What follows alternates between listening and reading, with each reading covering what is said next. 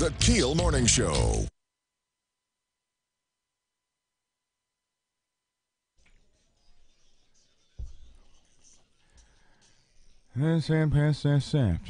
I'll tell you in a second. English. I got to remember stuff. Three past 6 o'clock. Robert and Erin. KEEL. Erin's got news next. Unemployment rate is down, but why? We'll take a closer look. A boy is fighting for his life after being shot. We'll take a close look at that, too. And the worst-case scenario budget could hit one department pretty hard. Tops settle Ollie baseball mat. Tops settle Ollie baseball mat. Tops settle Ollie baseball mat. I got to keep saying it over so I don't forget that stuff because it's all buzzwords. Tobbs or something like that. Tops settle. I'm doing it in Ollie baseball. No, don't make it an acronym. I'm making it an acronym so you'll remember. You can remember 5 words. If the president can remember 5, you can remember 5. And don't forget Mardi Gras. Oh, God. Plus Fletcher in sports and traffic and weather this hour on KEEL.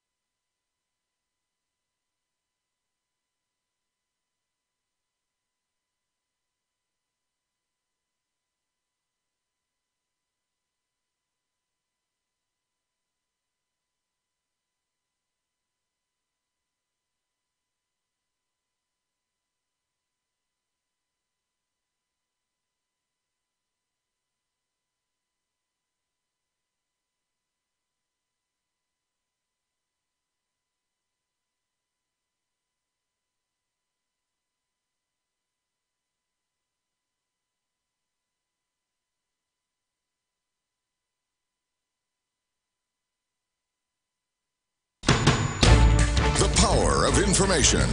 KEEL News now.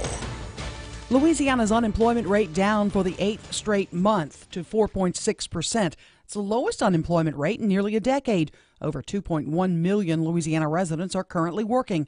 Executive Director for the Workforce Commission, Ava DeJoy, says many jobs were added in the leisure and hospitality industries. From January of 2017, we had 229,500 in leisure and hospitality, up to 238,000, an increase of nearly 2.8%. But critics say the number is down in part because more people are actually leaving the roles of the unemployed to move to other states for work. New Orleans and Shreveport saw decreases in job growth. A boy fighting for his life after being shot. 12-year-old was hit by a stray bullet in the Allendale community. The shooting happened at an apartment complex near Milam and Poplar. According to police, the boy was hit in the chest with the bullet that came through a window. His wounds are considered serious and life-threatening. The crime numbers for Shreveport show some improvements, but murders, auto thefts, and business robberies are all up. Numbers in other areas did see a significant drop. However, Deputy Chief Bill Gooden says over the past 3 months, crime has trended downward, and the department is making great strides to make the city safer. What we try to do, in addition to working with the community and empowering them, is to make sure that we focus on those things that we know have the potential to end with violence, domestic abuse cases, narcotics cases, cases where we apprehend folks who are illegally carrying firearms, or a convicted felon who's in possession of a firearm. Gooden says the police department has changed the way they recruit new officers and will actually have 2 academies this year. A pair passing funny money in Bossier. Matt Parker with that. Bossier police are on the hunt for a man and woman accused of purposely attempting to pass counterfeit money. The pair was spotted using the funny money at 3 different stores in Pierre Bossier Mall. You can see the pair at KEELnews.com. Police urge anyone that can identify the couple to call Bossier Crime Stoppers at 424-4100. From 101.7 FM and 710 KEEL, I'm Matt Parker. Governor John Bel Edwards' worst-case scenario budget calls for a $76 million cut in the Department of Corrections. Secretary James LeBlanc says some of those cuts are dangerous. The fallout of that is that they don't have any contractual relationships with us that guarantees that they have to house these inmates. So I would suspect that the majority of them will not be able to house state inmates. Reaction to the governor's proposed budget cuts still rolling in. Senator Ryan Gaddy of Bossier says much the problem can be linked back to Bobby Jindal. No one ever anticipated we'd have a governor like Jindal who would overestimate revenue, underestimate expenses, and then Jindal would start the budget knowing that it wasn't a true budget And then 45 days into the budget, he'd have to call the joint budget in to cut $500 million out. Governor Edwards has proposed cutting TOPS by 80%. The trial of Paul Bedgood underway in Caddo District Court. He's charged with the aggravated rape of a juvenile under age 13 and the sexual battery of a juvenile under 13. According to court documents, the two victims are sisters and distant relatives of Bedgood. Due to the nature of the crime, Bedgood faces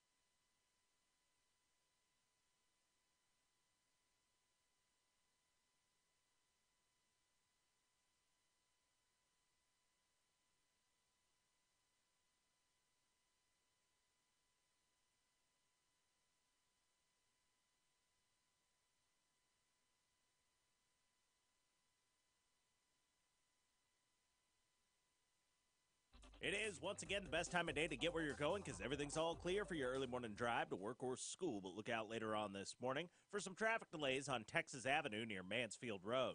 If you have anything to report to us, please give us a call at our Planet Fitness Traffic Hotline. That's 687-ROAD.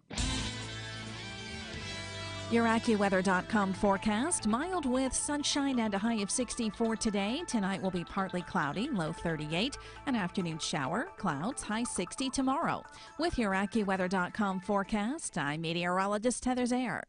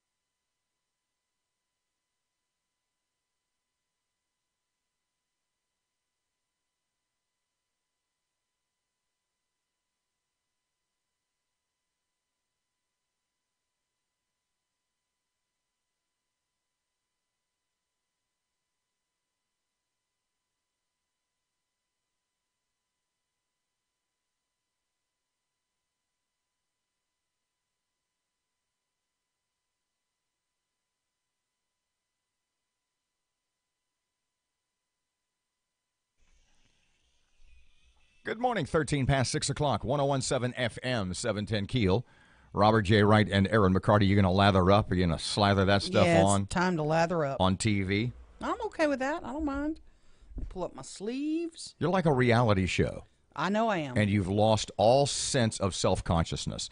You get so used to being on camera that you don't even care that you're on camera. No, I have no clue.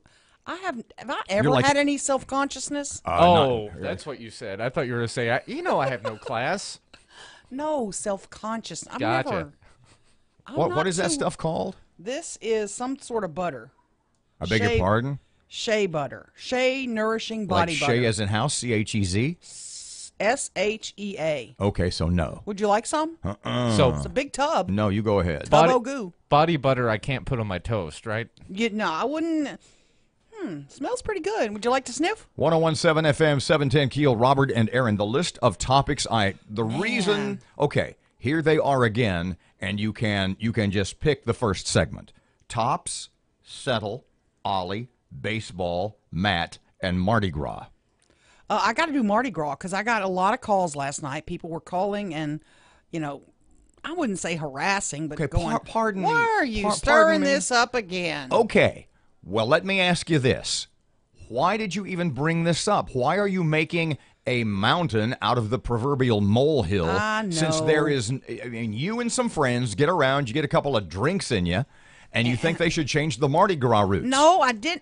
You never put it proposed You them put it up on the changing website, and everybody freaks out. Should we change the Mardi Gras routes? Yeah, we ought to go back to Bossier. You know what the problem with that is? Bossier. Bossier doesn't want the Mardi Gras back. Bossier you know doesn't why? want it. It's what the Bossier guy told me, a Bossier City Politico, and I quote, "We get all of the benefits and none of the trouble." Mm-hmm. Okay? I understand. Okay, so everybody, including you put one of your choices. Give everybody a little background here. Yeah, the Mardi Gras parades, there's a group of folks in town who have always said they don't like the parade going through the neighborhood, through the Shreve Island and East Kings and all that area. Yeah, because the folks who live there get stuck in the neighborhood. I got an idea. Why don't you do what they do in Highland? Why don't you do what they do in New Orleans? Enjoy the day. Be part of the parade. Be part of the festivities. Embrace the day. You know this town.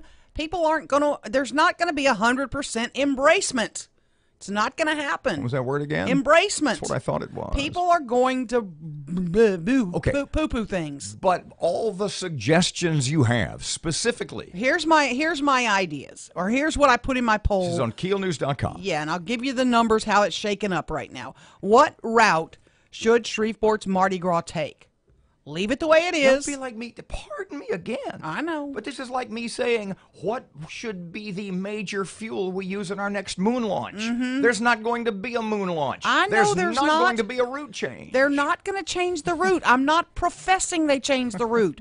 I'm just saying it is a huge topic of conversation every year this time of year. Because you start it every year. No, I don't start it every year. She waits for someone else to start it, and then she hops on the train. It's among the topics. If you go to lunch with anybody from Broadmoor or Shreve Island, with your drinking friends, they always will bring it up after a couple of bottles of wine. What route should the Mardi Gras parades take? Leave it the way it is. Keep it on the Clyde Fant Parkway only.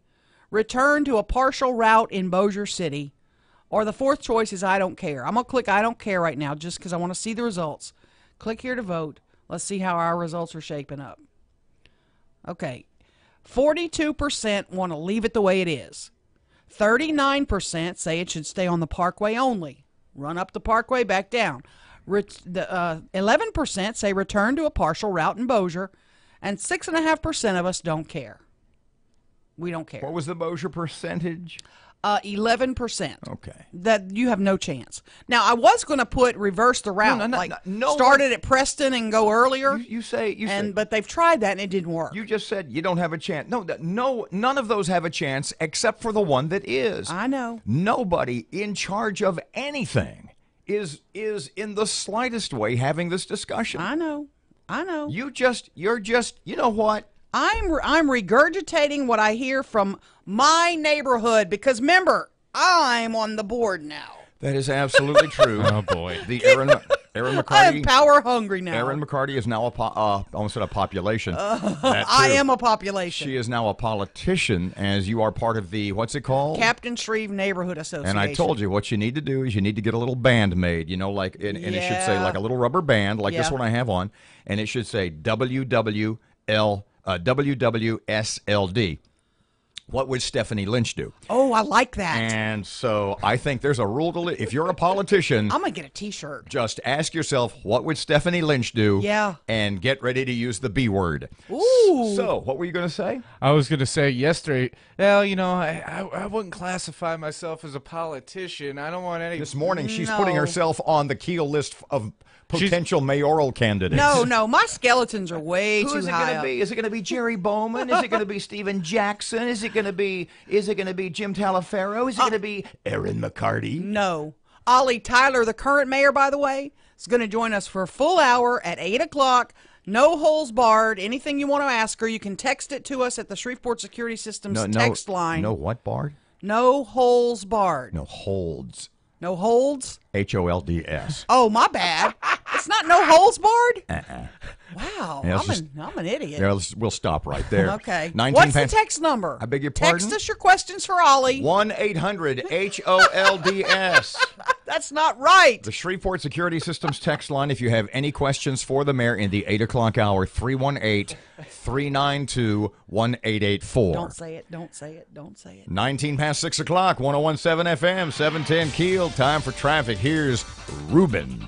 It is, once again, the best time of day to get where you're going because everything's all clear for your early morning drive to work or school. But look out later on this morning for some traffic delays on Texas Avenue near Mansfield Road. If you have anything to report to us, please give us a call at our Planet Fitness traffic hotline. That's 687-ROAD. Your AccuWeather.com forecast, mild with sunshine and a high of 64 today. Tonight will be partly cloudy, low 38. An afternoon shower, clouds, high 60 tomorrow. With your AccuWeather.com forecast, I'm meteorologist Heather Zaire.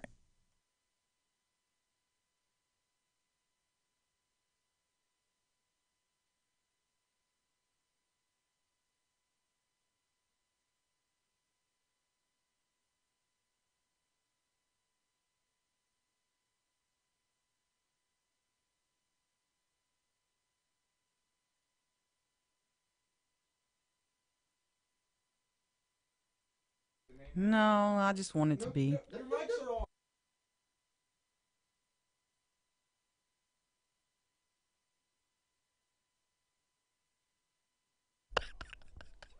Don't make me pee my pants again. You fuck it up, not me. I'm not the one that's fucking shit up. God damn, have some fucking common sense.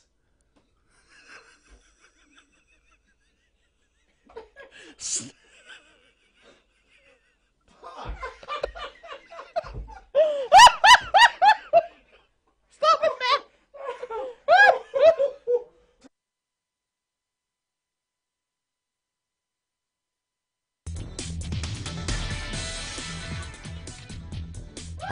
Are we on camera right now? If you're watching on the vid, we'll try to explain. Okay, now your mic's off. It's still off. I'll intro sports. We'll talk about this in just a second. 20 past 6 o'clock. Ye gods. Time for KEEL Sports. Here's Fletch. Good morning from the sports desk of 1130 The Tiger. This is Tim Fletcher.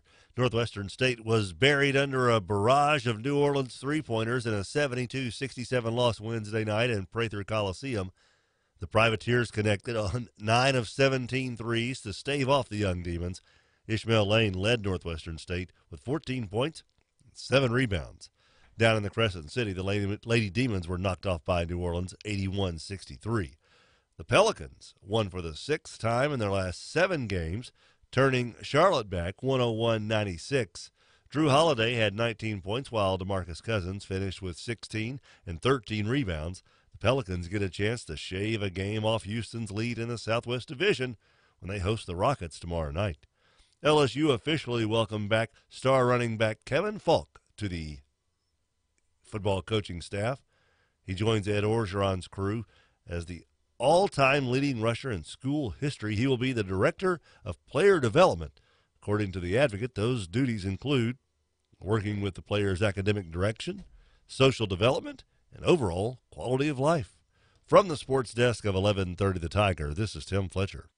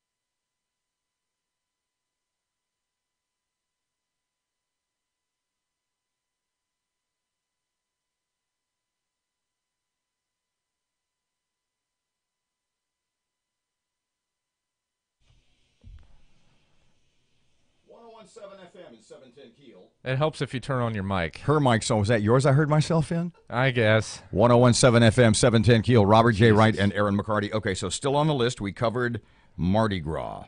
We still have just my little buzzwords for the day, my little keywords. Tops, settle, Ollie, baseball, and Matt. We kind of talked about Ollie. Mayor Ollie Tyler here for an hour. Right. Starting off at 8 o'clock from 8 till 9. If you have any, what is your question for the mayor? I'm not going to tell you. I'm going to Shreveport Security Systems text line 318-392-1884. Of course, we're going to ask her if she's running. No, tell me. What's your I'm not going to tell you because it's your a question? surprise. Are you running for mayor? No, that's not it. No, it's not. I'm not going to tell you. I'm really not going to tell you. Would you tell me off the air? No. No, you got to keep it on the radio. What do we tell everybody? Keep it on the radio. See, I have my notes here. I have lots of questions for the mayor. Don't get me wrong. Aquarium. I do wonder. Aquarium and Scyport. We got to talk about that. I got a couple of emails a couple of days ago, and I apologize if the writer of those emails is listening, that A, I did not respond, but I did to the first one. But more specifically, why we have not addressed your emails on the radio. And what the email was about, was it I'm not going to mention the name. But the email basically said that, and it has to do with Planet Aqua and the aquarium and Scyport, yes, which is still closed, and a lot of people speculate will never open again. Oh, please don't say that. And basically, it'll never open again. Please don't say that. I can say it a third time. That is a jewel. The call. It really is. It's been a jewel in It my hasn't city. been a jewel since 2000. Well, it was a jewel for my children when they were little. Which was 2000. They were going to it when they were 10, so we're going to say 2005. Okay. So the email I received, and there were a couple. The second one said, "Did you hear anything?" What happened was they had questions about Scyport. So they called Planet Aqua, they called the aquarium to find out what the status of Scyport was. And I guess eventually they emailed, and they got an email back from the PR person with Planet Aqua, i.e. Scyport, saying, "We are no longer involved with Scyport." Let me say that again. They got an email from the PR person at the aquarium saying, "We are no longer involved with Scyport." Whew. My whole issue with this is, and I've talked to people who have requested public documents from Planet Aqua, and they're not very forthcoming with the documents. My issue with this, and this could be a legal fight, is that they're getting essentially free rent on a public building. That means they're getting public dollars. And if they're getting public dollars, their stuff should be public. And that's my issue. That's my issue with the Planet. If you're going to give me free rent on a building and I can run a business, you know, whether it's nonprofit or not, and I don't think it's nonprofit, don't get me wrong, but I ought to be able to produce some documents saying, here's what I'm doing with your free rent. Good questions for the mayor already. Let's see. Aquarium and Scyport, water and sewer scandal. Sure. She can't talk about that. She's already told me that's the one thing she cannot, because there's pending litigation. So, but is the litigation theirs, or does that even matter? Well, she won, the city won, but the other side is appealing. So it's still pending. So the question, how did people outside the water department Can't ask her that. get water department documents? What we can say to her is... The big question, what you call the effluent in the room. That's what she said. She said the effluent in the room. The effluent in the room, yeah. And so the question that everybody wants to know, the big question, the question that has not been answered, cannot be asked. We can ask it. She's going to say, I can't talk about it because of pending litigation. And that's what we agreed upon, and her PR people said, she can't talk about anything that's pending litigation. In her defense. And I understand We've got that. a Louisiana Supreme Court judge who has had to recuse himself from cases because of interviews with us. Yes. And an interview that she or Brian Crawford did with us was prominent in a defamation lawsuit against the city. Who defamed us? No. It was either the mayor or Brian Crawford. I'm not sure which one used the words. But that interview was used against the city. Can you imagine Town Square Media's lawyers going to court, have so many lawyers suing people because they defamed us? Yeah, all I know about Not Town gonna Square. Not going to treat Robert and Erin that way. Guilty as charged. All I know about Town Square's lawyers, they got my 6. 29 past 6 o'clock, 101.7 FM, 710 Keel. Okay, so there's tops. We haven't talked about that yet. And the thing I want to talk about, I'm going to say this to Matt, and he'll know exactly what I mean. Have you noticed as we have brought this up off the air with politicians and experts and whoever happens to come in, because you've noticed I'll sort of dangle, I'll throw out that first little idea about tops. And no one takes the bait? And no one wants to talk about it. I think no one wants to get yelled at by me, but that's no one wants to address our stance, the big picture about tops. We'll talk about this later. Also, I got some bad news for you today. What's that? You're going to have to retell a story that I love to hear, your Jeopardy story. Because a Shreveporter is on Jeopardy today. Seriously? Yes. They got on They Jeopardy. got on. I hate them. I know you do. 29, 20, hope you lose. 29, hope you're gone. Cliff Clavin, hope you go Cliff Clavin. People in my kitchen, 29 past 6 o'clock, 101.7 FM, 710 Keel. Here's traffic, here's Ruben.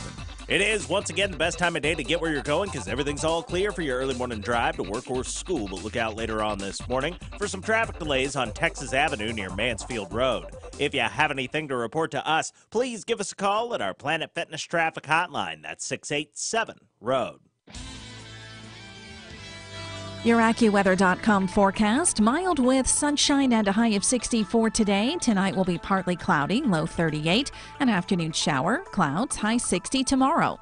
With your AccuWeather.com forecast, I'm meteorologist Heather Zaire.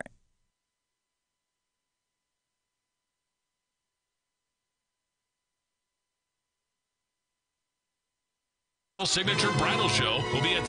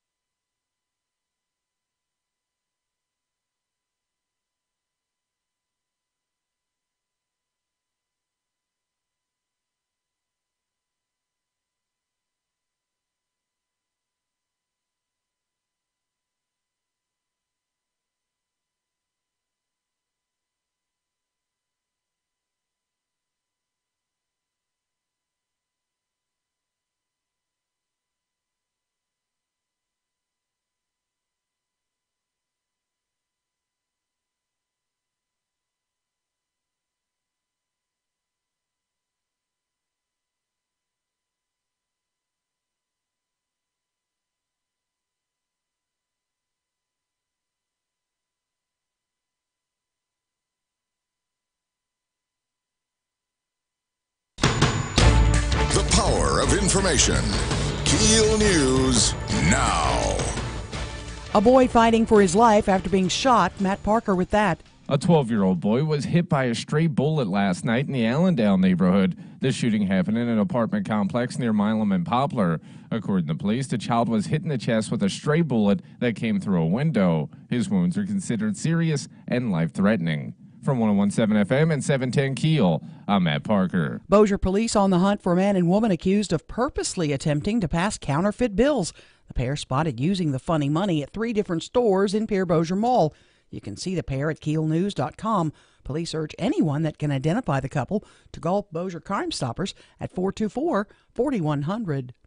Governor John Bel Edwards' worst-case scenario budget calls for $76 million in cuts for the Department of Corrections. Secretary James LeBlanc says the state has not built a new prison since the late 80s. He says the funding cuts will strain an already crumbling prison infrastructure.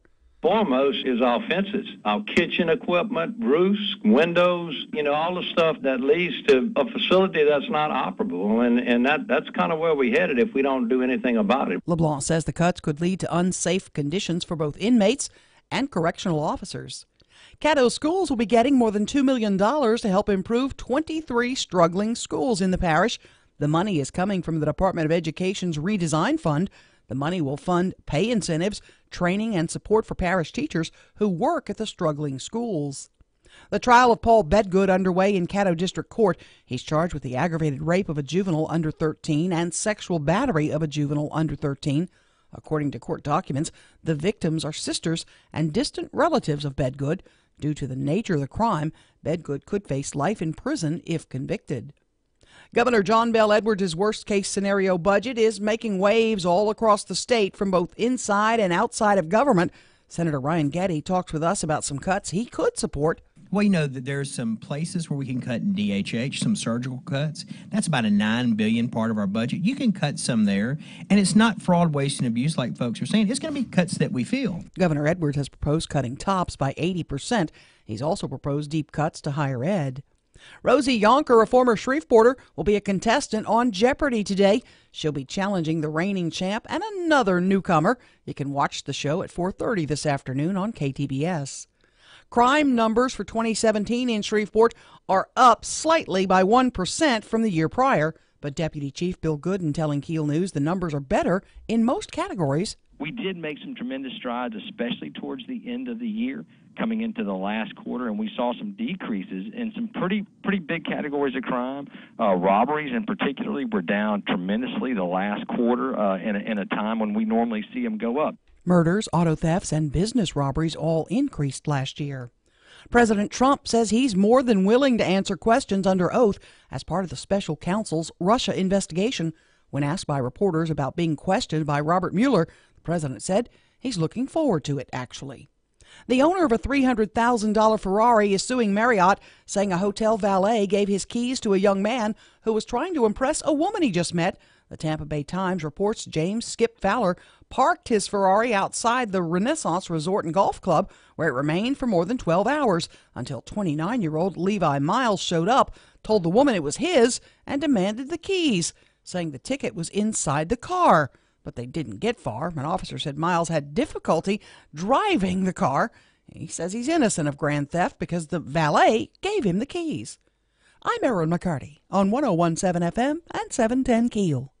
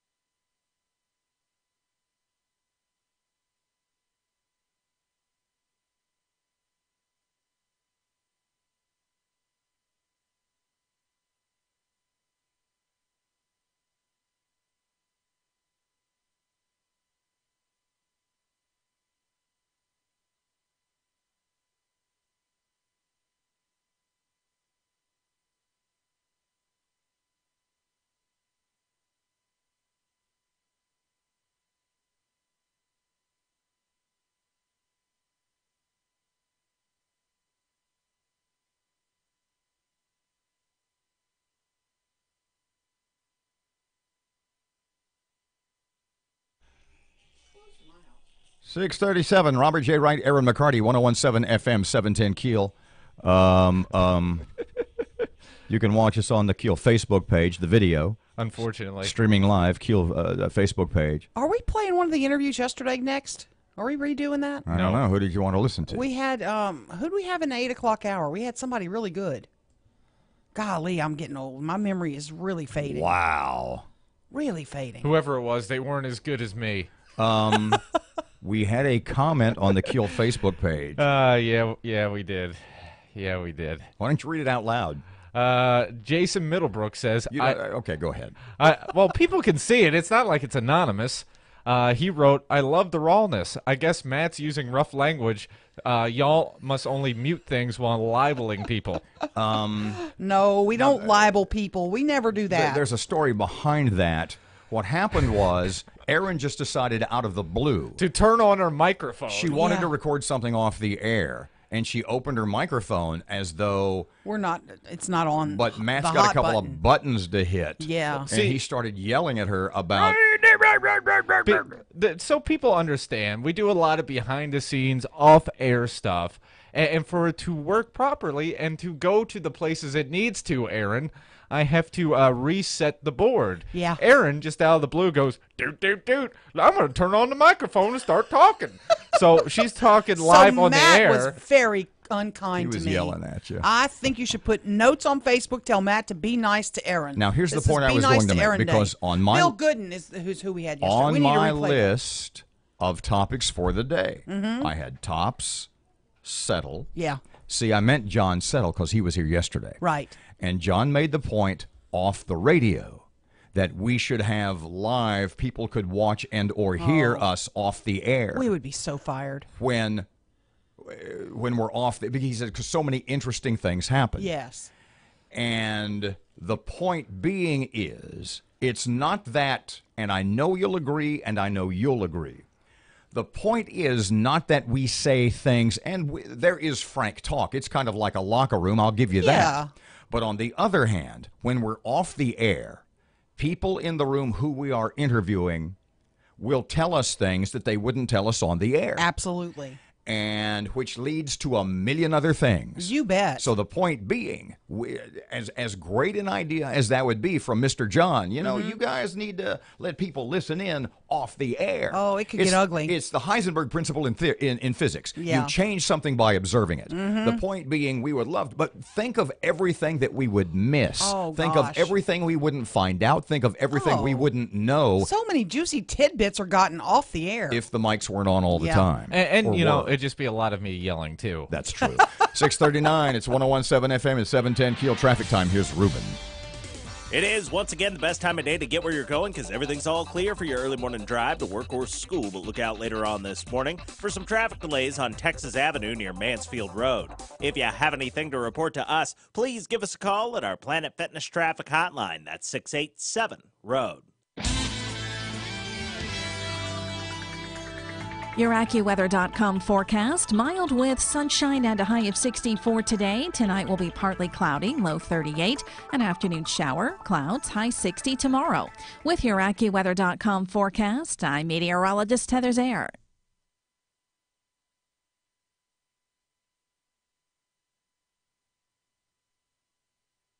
Text line. See by sounding. Well, and you know, the standard caveat that we throw out. There's some good and there's some bad. Let's start with the good. Well, and you know, the standard caveat that we throw out. There's not much you can do. Well, and again, when we look at it of the family structure, officers, we've got to make those fight calls. We're looking at and another hour in address it. Deputy.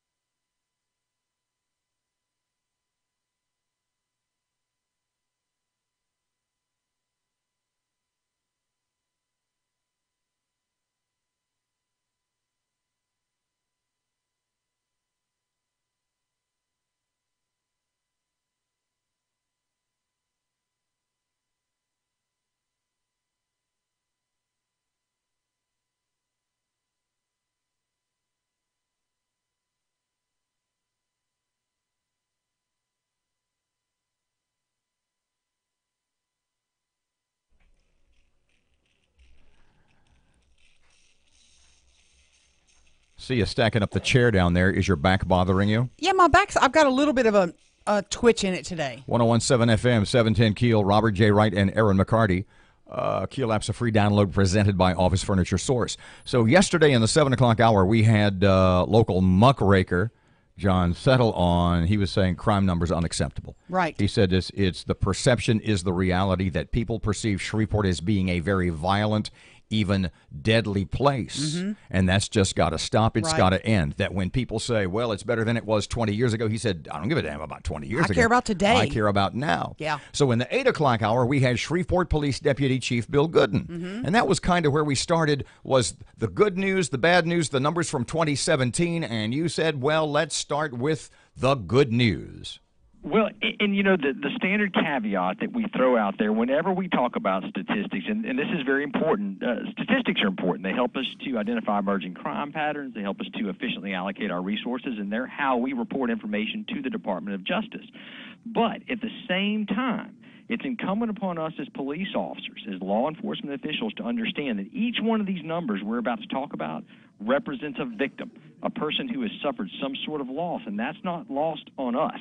And we understand that we are their advocates. We have to be that victim advocate role. So we saw about a 1% overall increase in total crimes from 2016 to 2017. There were some areas that and again, let me be clear, when I talk about we, I'm talking about the community. I'm being inclusive, not exclusive of the police department, because, you know, law enforcement is a unique business, and that most of the time our successes come about as a result of good folks in neighborhoods all across this city stepping up and refusing to tolerate criminal activity in their neighborhoods. So it's a community effort, literally. But we did make some tremendous strides, especially towards the end of the year, coming into the last quarter, and we saw some decreases in some pretty big categories of crime. Robberies, in particularly, were down tremendously the last quarter in a time when we normally see them go up. So we did, as a community, as a police department, make some tremendous strides. Mr. Bill, do you see the public perception may be the opposite of that people around Shreveport, community, no matter the community, no matter the part of town, might see crime, especially violent crime, as bad as it's ever been?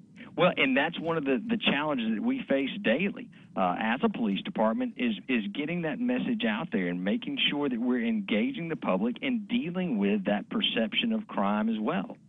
The homicides. John Settle was in earlier and said, 50 murders in a year is unacceptable. Well, and he didn't want to look back into the 80s when we had the 80 or whatever. He said, what I care about is today. And I kind of get his point. Absolutely. And I'll take it a step further to say that one homicide is unacceptable. A single homicide, the taking of a life, the most egregious offense, is unacceptable. And so we are, again, working very proactively. And what we've seen, and certainly without speaking very broadly, without speaking to one specific case, is that many times when we work a homicide, what we see is what we call a relationship-based crime, where we have at least two individuals involved in a dispute, where at some point during the course of that altercation, one or both makes a conscious decision to resolve that conflict inappropriately with violence. And so what we try to do, in addition to working with the community and empowering them, is to make sure that we focus on those things that we know have the potential to end with violence: domestic abuse cases, narcotics cases, cases where we apprehend folks who are illegally carrying firearms, or a convicted felon who's in possession of a firearm. So we're going to continue to drill down and focus on those type of crimes, and we believe that we can have a tangible positive impact on those numbers. Bill, we're talking to Deputy Chief Bill Gooden with Shreveport Police Department. I've spoken to an area law enforcement top honcho. I'm not going to name names, but this person told me, if I had a crime problem like Shreveport does, I'd have very few, if any, people still on desk jobs. I'd have people riding the neighborhoods, walking the neighborhoods, on bicycles in the neighborhood. My presence would be felt. Is that possible? Is that realistic? Well, and of course, asset allocation and our most valuable resource, literally and figuratively, are the people that work here. And if you would indulge me for just a second, you bet. Let me give a shameless plug to the men and women who work for the Shreveport Police Department every day.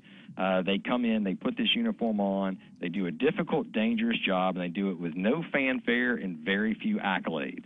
And I would, and you know I've said this many times, and every time I have an opportunity to do it, I do, that I would put the men and women who so proudly wear this badge up against any in the country. So just wanted to put that out there, and that's important. So when we talk about allocating those resources, decisions have to be made literally every day about how we're going to do that. And certainly I think Chief Crump has been clear since the beginning of his tenure as chief that he is willing to make changes.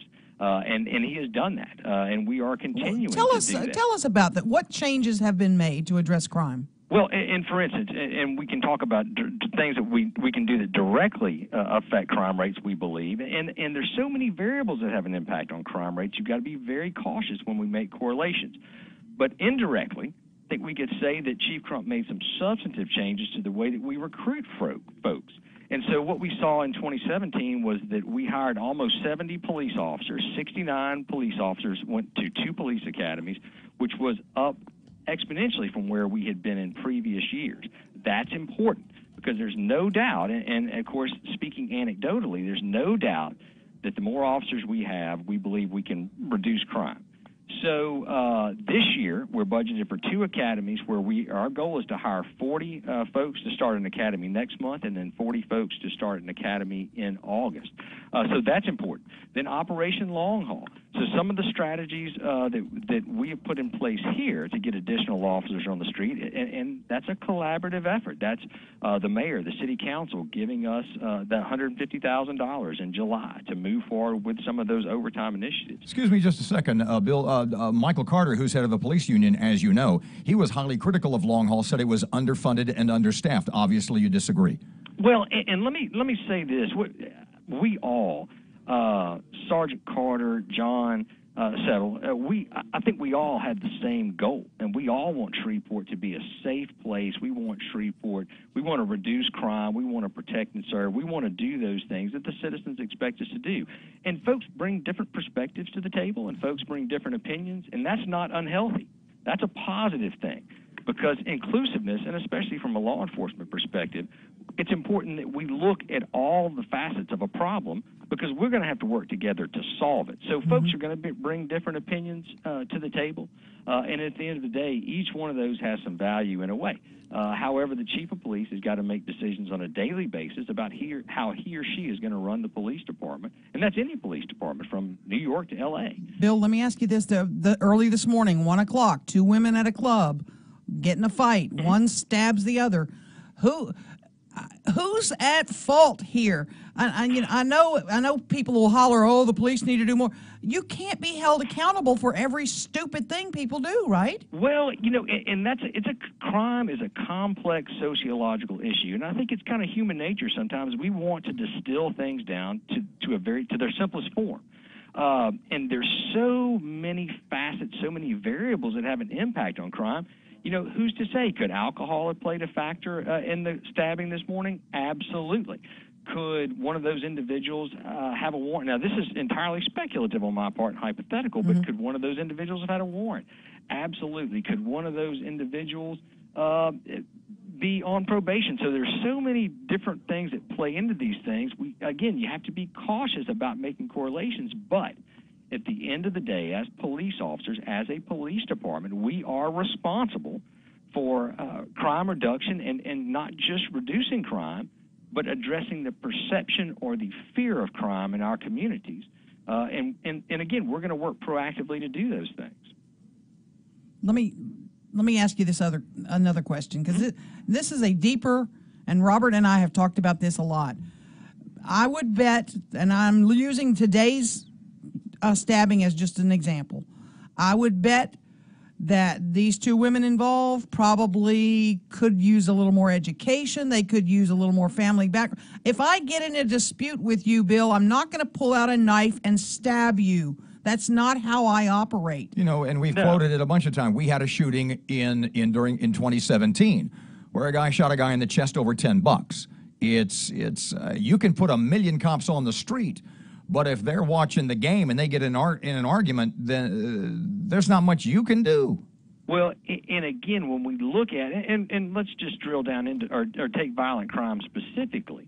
And we mentioned it earlier that many times these are relationship-based crimes. And when we look at what we call the totality of the circumstances, again, and Erin, you mentioned it, the perceived breakdown of the family structure, educational concerns, conflict resolution skills. Like you said, you're not going to stab somebody over a dispute. You're not going to shoot somebody over a dispute because there are more appropriate, obviously, ways to resolve a conflict. So all of those things kind of play into that. And again, it's a complex issue. Our part as law enforcement officers, we've got to make sure that we're doing those things that the citizens expect us to do.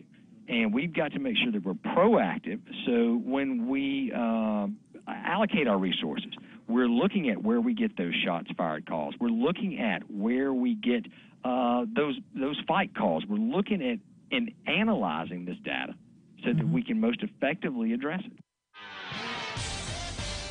1017 FM and 710 KEEL. KEEL app's a free download presented by Office Furniture Source. Traffic update. Ruben's ready. The intersection at Uri Drive and East Burt-Coons Industrial Loop's dealing with some slow-moving traffic right now. And we have some traffic delays on Shed Road near Swan Lake Spur in Bossier City. If you have anything to report to us, please give us a call at our Planet Fitness traffic hotline. That's 687-ROAD. Your AccuWeather.com forecast. Mild with sunshine and a high of 64 today. Tonight will be partly cloudy, low 38. An afternoon shower, clouds, high 60 tomorrow. With your AccuWeather.com forecast, I'm meteorologist Heather Zaire.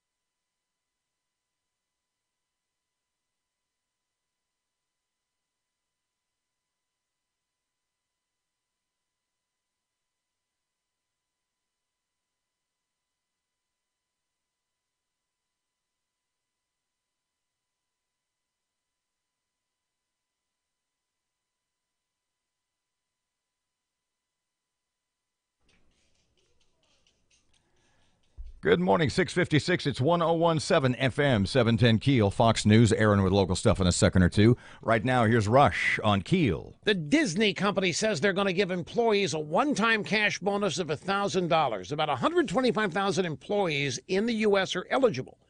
Disney will also put $50 million in a fund to help hourly employees with tuition costs. So once the fund's established, they'll keep adding another $25 million every year. Next came Verizon. They just announced they will give their employees stock grants worth almost $2,600 per employee. And then one of America's biggest and most respected corporate giants announced it will bring a significant amount of cash back home. Last year, Johnson & Johnson reported they had $16 billion outside the country. With high corporate tax rates, it didn't make any sense for them to bring the money back until now. In a conference call with analysts, Johnson & Johnson said it's time. Under the new Trump tax law, the corporation will bring $12 billion of that cash home immediately. Johnson & Johnson says they plan to use much of that money to pay down debt and to fund American operations. Apple, Walmart, AT&T, Comcast, Wells Fargo, Boeing, hundreds of others. The list is growing so large, it's hard to keep track, all giving bonuses, raises, and reinvesting in America. I wonder, will any of the liberals who work for these companies ever say thank you to President Trump and the Republicans, or will they continue to think it's just crumbs and doesn't really mean anything?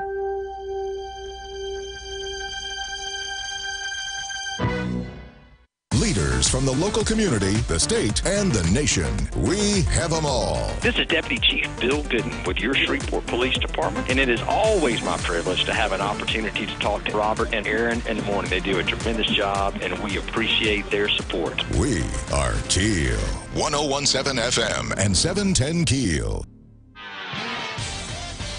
Don't forget, Mayor Ollie Tyler, Shreveport Mayor Tyler, in studio 8 till 9 this morning.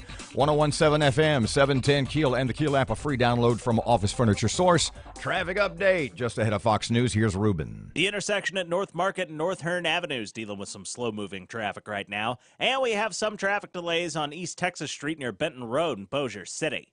If you have any accidents, hazards, or closures to report to us, please give us a call at our Planet Fitness traffic hotline. That's 687-ROAD. Your AccuWeather.com forecast. Mostly sunny today, mild, high 64. Partly cloudy, low 38 tonight. A shower in the afternoon tomorrow, high 60.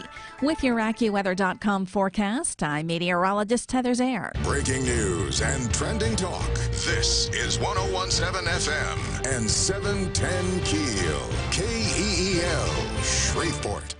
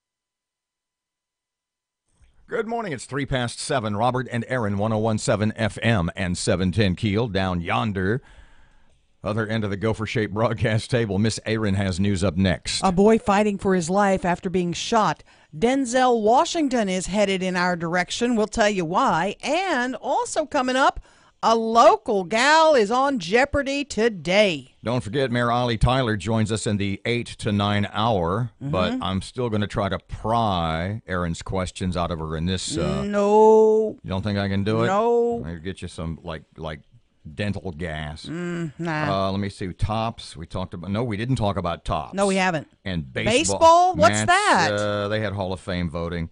And some Mardi Gras stuff, the poll online at KEELnews.com that you just made up. Plus Fletcher in sports and traffic and weather, and it's all coming up this hour right here on KEEL.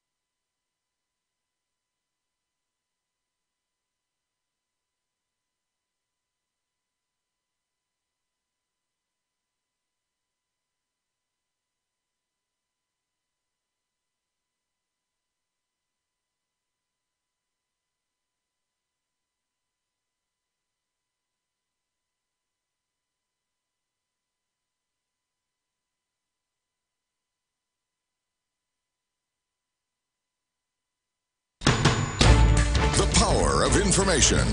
KEEL News now.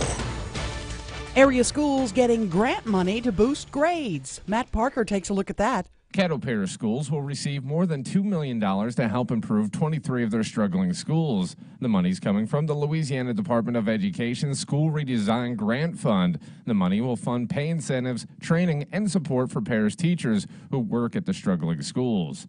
For 101.7 FM and 710 Keel, I'm Matt Parker. A boy fighting for his life after being shot. 12-year-old was hit by a stray bullet in the Allendale community. The shooting happened at an apartment complex near Milam and Poplar. According to police, the boy was hit in the chest with the bullet that came through a window. His wounds are considered serious and life-threatening. Shreveport police on the hunt for a man who robbed and carjacked a pizza delivery driver Tuesday night. The incident happened around 10:30 on Southland Park Drive. Police say the driver was called to a vacant home. When the victim went to deliver the pizza, the suspect pulled out a gun, robbed the driver, and stole his car. Police still on the hunt for the gunman and the stolen car. Shreveport Mayor Ollie Tyler's released her roadway improvement plan for this year. The new plan will include 82 new road projects and will cost the city $7 million. Since taking office, Mayor Tyler has spent $58.6 million to improve roadways in Shreveport. The mayor will join us just after 8 this morning, and this will be one of the topics we'll talk about. Two-time Oscar winner Denzel Washington coming to East Texas. He'll be honored during the nation's first historically black college's speech and debate tournament at Wiley College. Washington starred and directed the film The Great Debaters, which influenced the revival of the speech and debate program at Wiley College. While many haven't been a fan of the freezing temps and winter weather, there is a silver lining. Thanks to the bone-chilling cold, experts expecting a delay in Louisiana's troublesome mosquito season. Caddo Parish Mosquito Control Manager Brian Glasscock telling KSLA he doesn't expect mosquito season to pick up this year until March or April. Bossier police on the hunt for a man and woman accused of purposely attempting to pass counterfeit bills. The pair spotted using the funny money at 3 different stores in Pierre Bossier Mall. You can see the pair at KEELnews.com. Police urge anyone that can identify the couple to call Bossier Crime Stoppers at 424-4100. The governor's worst-case scenario budget calls for a $76 million cut to the Department of Corrections. Secretary James LeBlanc says state prisons are full, and if local sheriffs can't afford to house them, it could lead to an inmate housing nightmare. Put people on mattresses on floors, in gyms and visiting rooms, chapels, wherever we have free spaces. As you can imagine, that would be a disaster operationally for our department. Now, reaction to the governor's proposed cuts coming from lawmakers all across the region. Senator Ryan Gaddy of Bossier tells us why it's important to fix this fiscal cliff now. And when you don't do gimmicks and you do true budgeting, you do the cuts before the budget starts. You don't do the cuts after the budget starts. And that's why this year we didn't have any cuts after the budget started. Governor Edwards has proposed cutting TOPS by 80%. He's also proposed deep cuts to higher ed. A Republican lawmaker wants to lower the drinking age for members of the military to 18 in South Dakota. Representative Tim Goodwin's bill says bars and retailers could serve 18-year-old active duty, reserve, and National Guard service members who show a valid military ID. Apple's upcoming software update for its portable devices is an effort to appease users who've been vexed by the way the previous updates have throttled the speed of older iPhones. The new upgrade will let owners of older models shut off a feature that slows the device to keep aging batteries from shutting down. I'm Erin McCarty on 101.7 FM and 710 KEEL.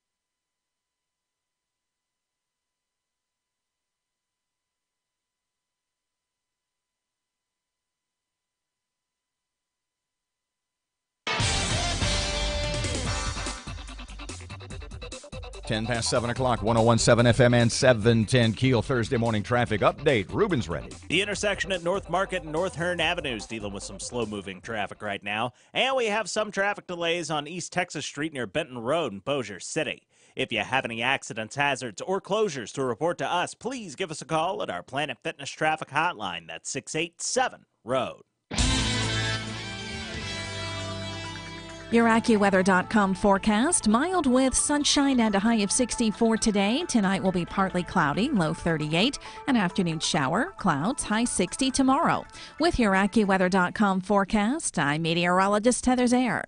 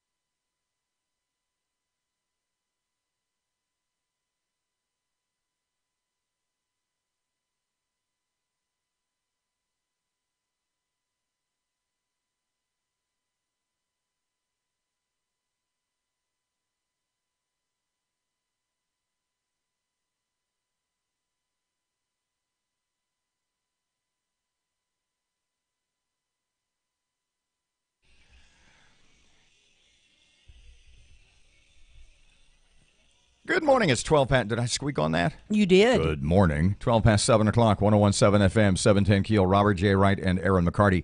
KEEL app, a free download from Office Furniture Source. It sounds awesome. I ain't joking. And to listen to KEEL, I'm not kidding you now.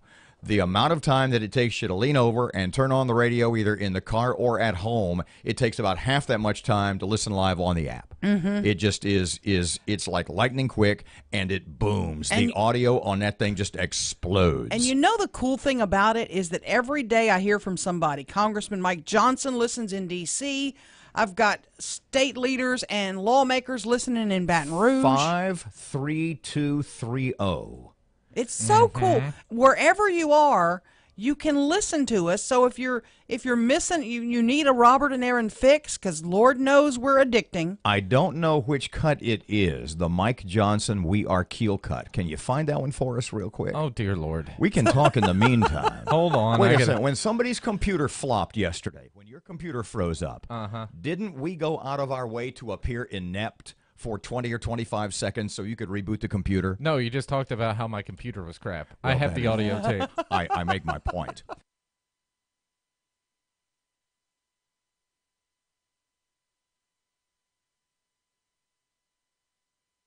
Leaders from the local community, the state, and the nation. We have them all. This is Deputy Chief Bill Gooden with your Shreveport Police Department.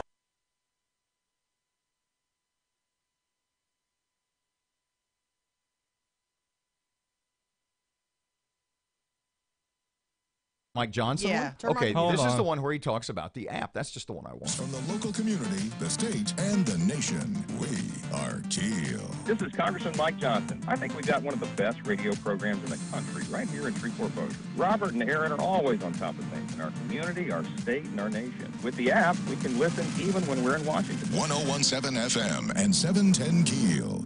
Look at that. That's just, I just wanted to play that. It's the truth. Wherever you go, and you know, even I don't like this when you do this to me, but you can if you want.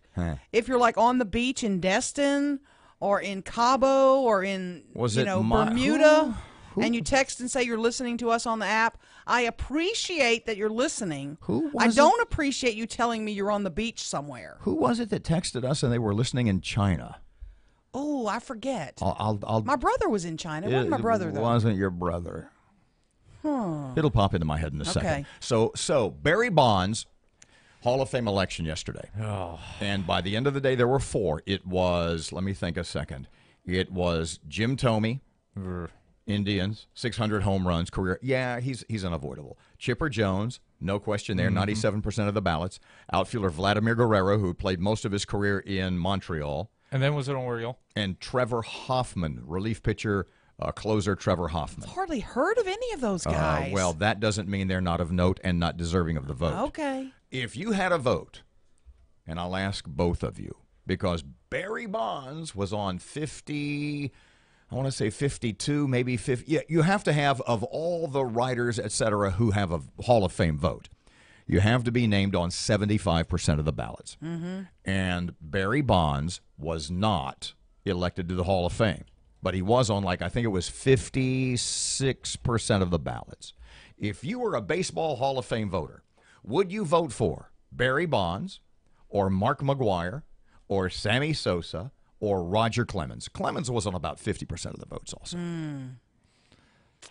The steroid bunch. Yeah. I think a cheater's a cheater, and I don't think you should be honored alongside people who did it legally. Pardon me just a moment. When you say cheater, what do you mean? Juicing. But using illegal steroids. Now, there's where it gets interesting. Yeah. Because none of them, from Bonds to Clemens to McGwire to Sosa to anyone else, including Andy Pettitte of the Yankees or anybody else, they broke no baseball rules. There were no rules. There was no list on the baseball list of banned substances. Nothing they took was on the banned list.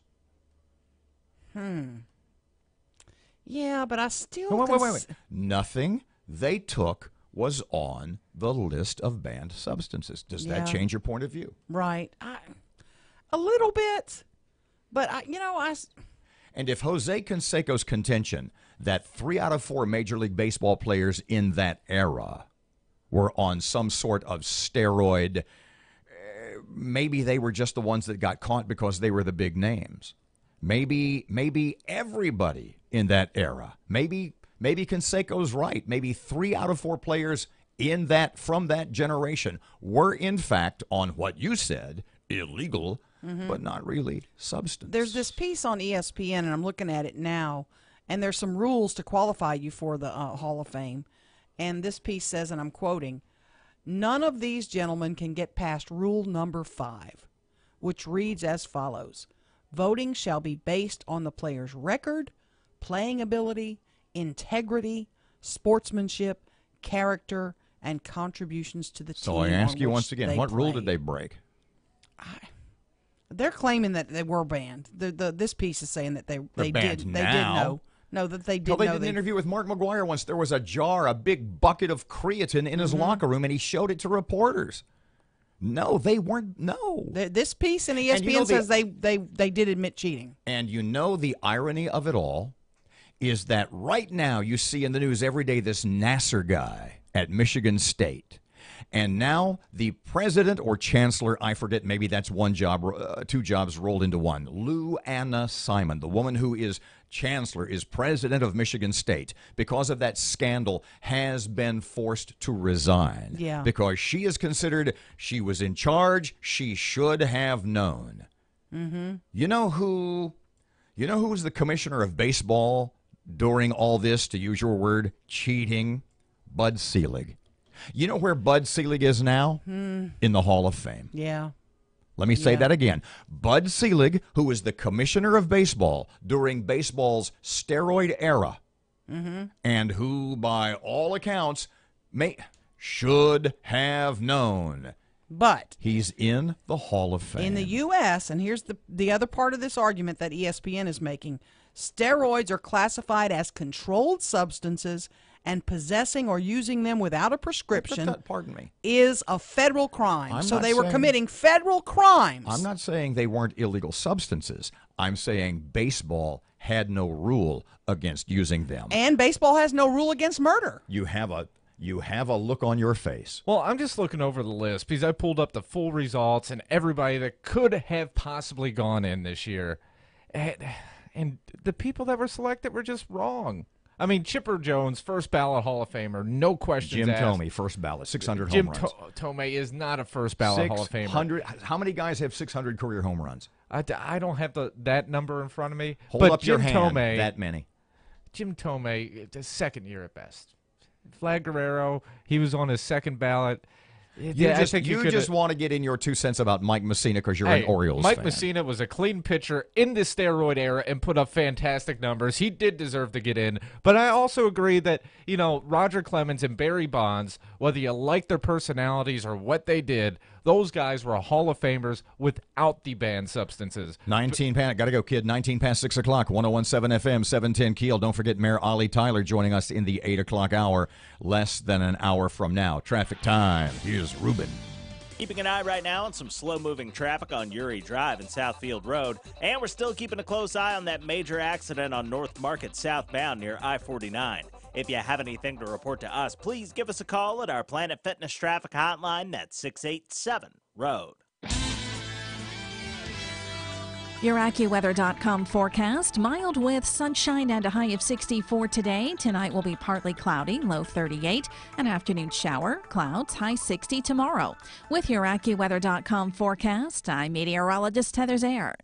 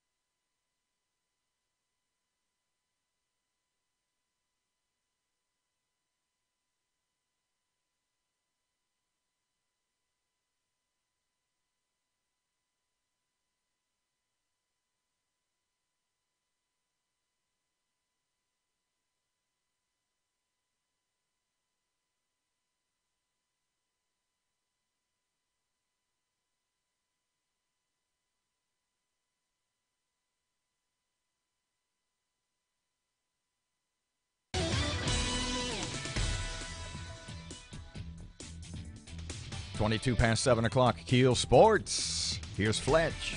Good morning from the sports desk of 1130 The Tiger. This is Tim Fletcher. Northwestern State was buried under a barrage of New Orleans three-pointers in a 72-67 loss Wednesday night in Prather Coliseum. The Privateers connected on 9 of 17 threes to stave off the Young Demons.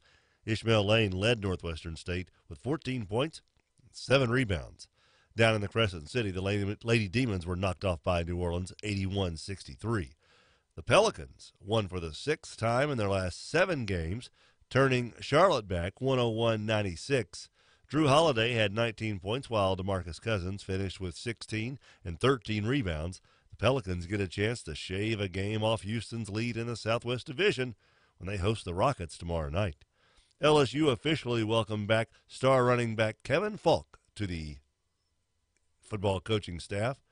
He joins Ed Orgeron's crew as the all-time leading rusher in school history. He will be the director of player development.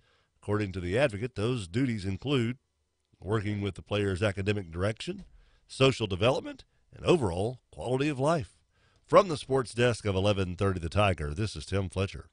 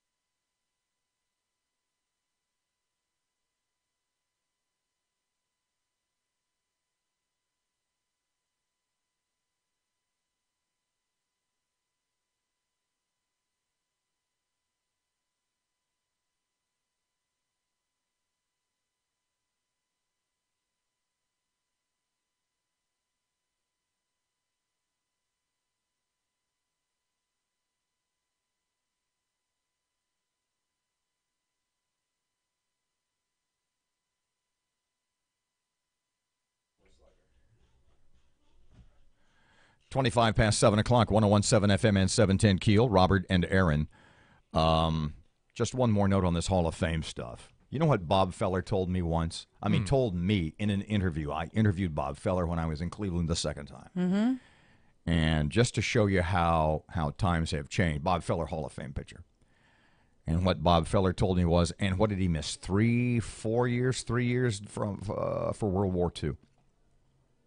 And he said, for a pitcher to be in the Hall of Fame, Bob Feller told me, he said, for a pitcher to be considered for the Hall of Fame, did he win close to 300? Did he win 100 games more than he lost? Was his ERA around 3? I'm going, wow. That's Mike Messina. If you go through, what was Messina's career record? 270 270, 153. 100 more than he lost. Mm-hmm. Strikeouts, nearly What's 3,000. his career ERA? 3.68. Okay, but that's in the designated hitter league. And during the steroid era in the most home run friendly stadium. Not arguing. Mayor Ollie Tyler joins us. Shreveport Mayor Ollie Tyler in this very room between 8 and 9 this morning. Yeah, I think she's en route, or will be shortly. So you got any good questions? I have lots of good questions. Of course, we're gonna ask her the political questions. Tell me? No, I'm not. I'm not going to tell you. Why? Because I want it to be a surprise to the whole room.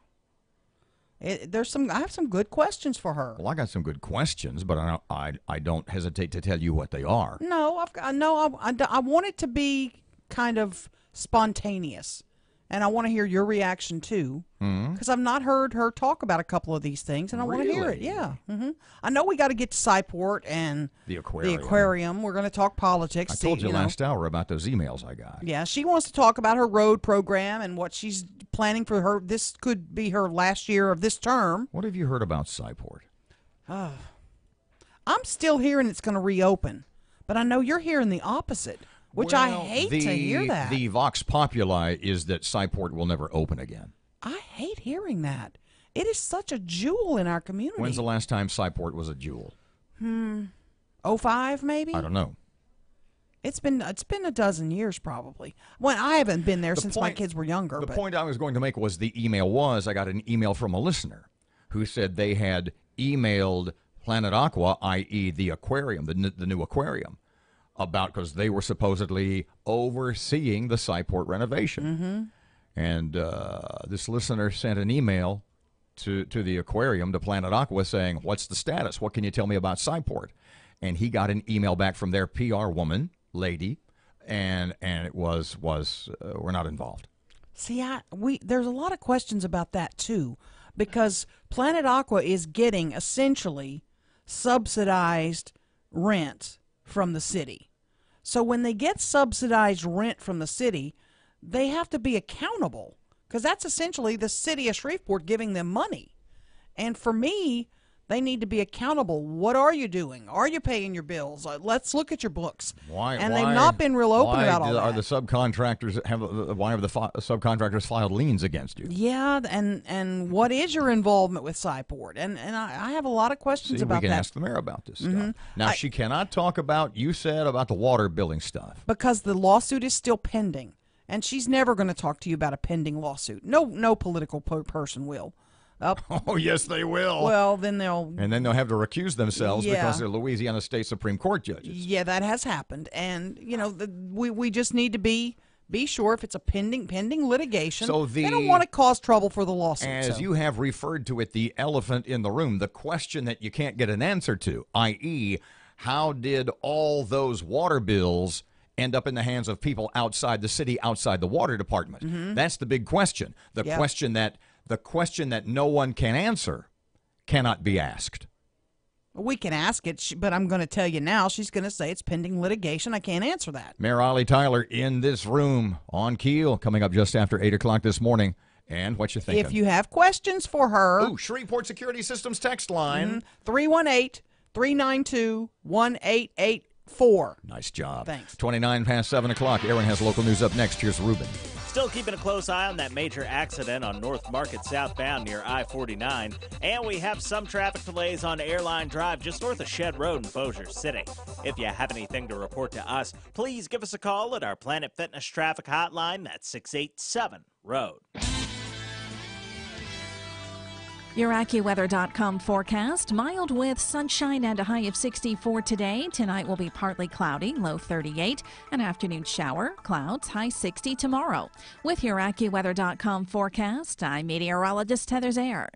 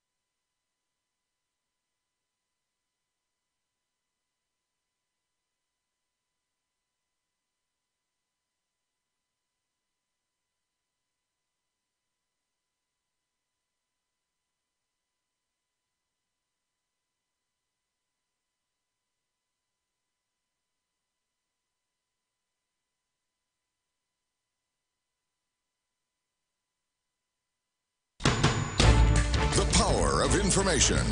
KEEL News now.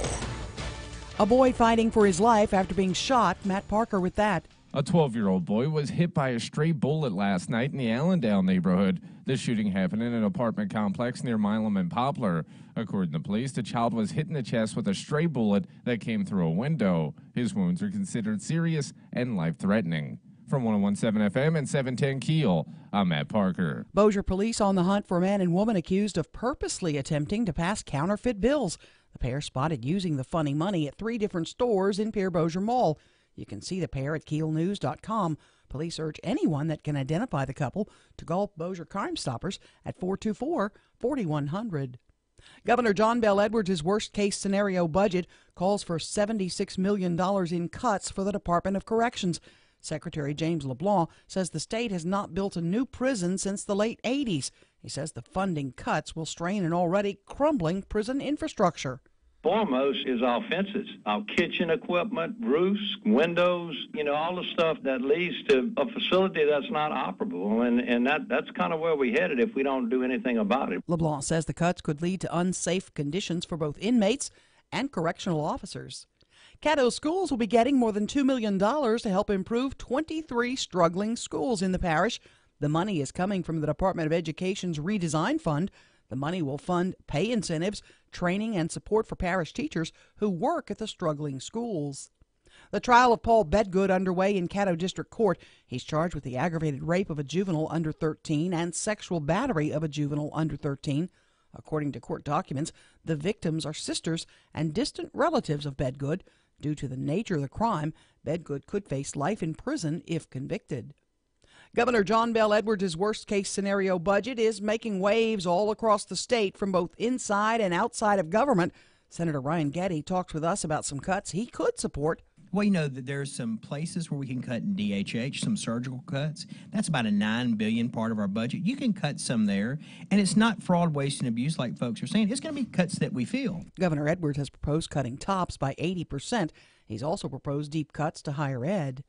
Rosie Yonker, a former Shreveporter, will be a contestant on Jeopardy today. She'll be challenging the reigning champ and another newcomer. You can watch the show at 4:30 this afternoon on KTBS.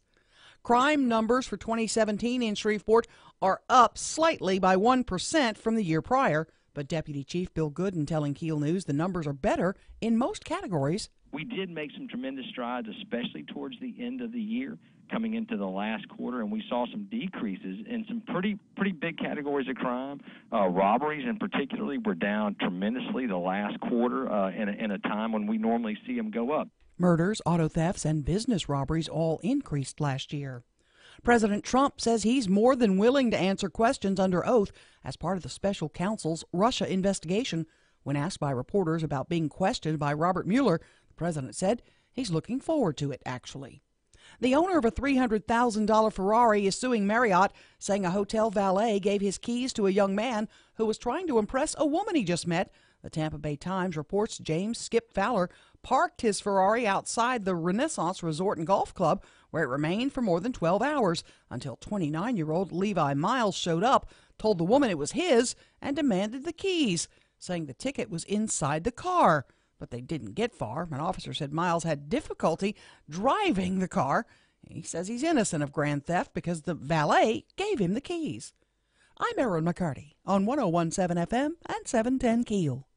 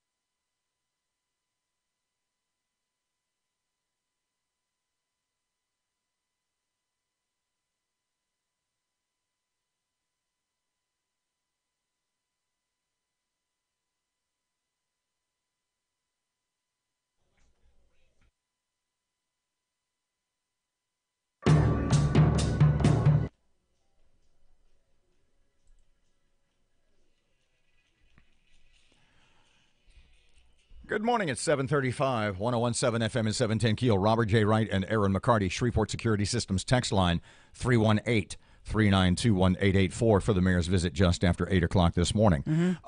Daniel Nobles, Edward Jones Financial Advisor in Bossier City. Hey, Mr. Daniel, how are you this morning? Great, and y'all? Got a question for you. Well, not really me. See, Erin's got a couple of bucks in the market, and she is one of those, and I'm sure you see this all the time, one of those very nervous Nelly investors. I watch my money, Daniel, and things have been booming.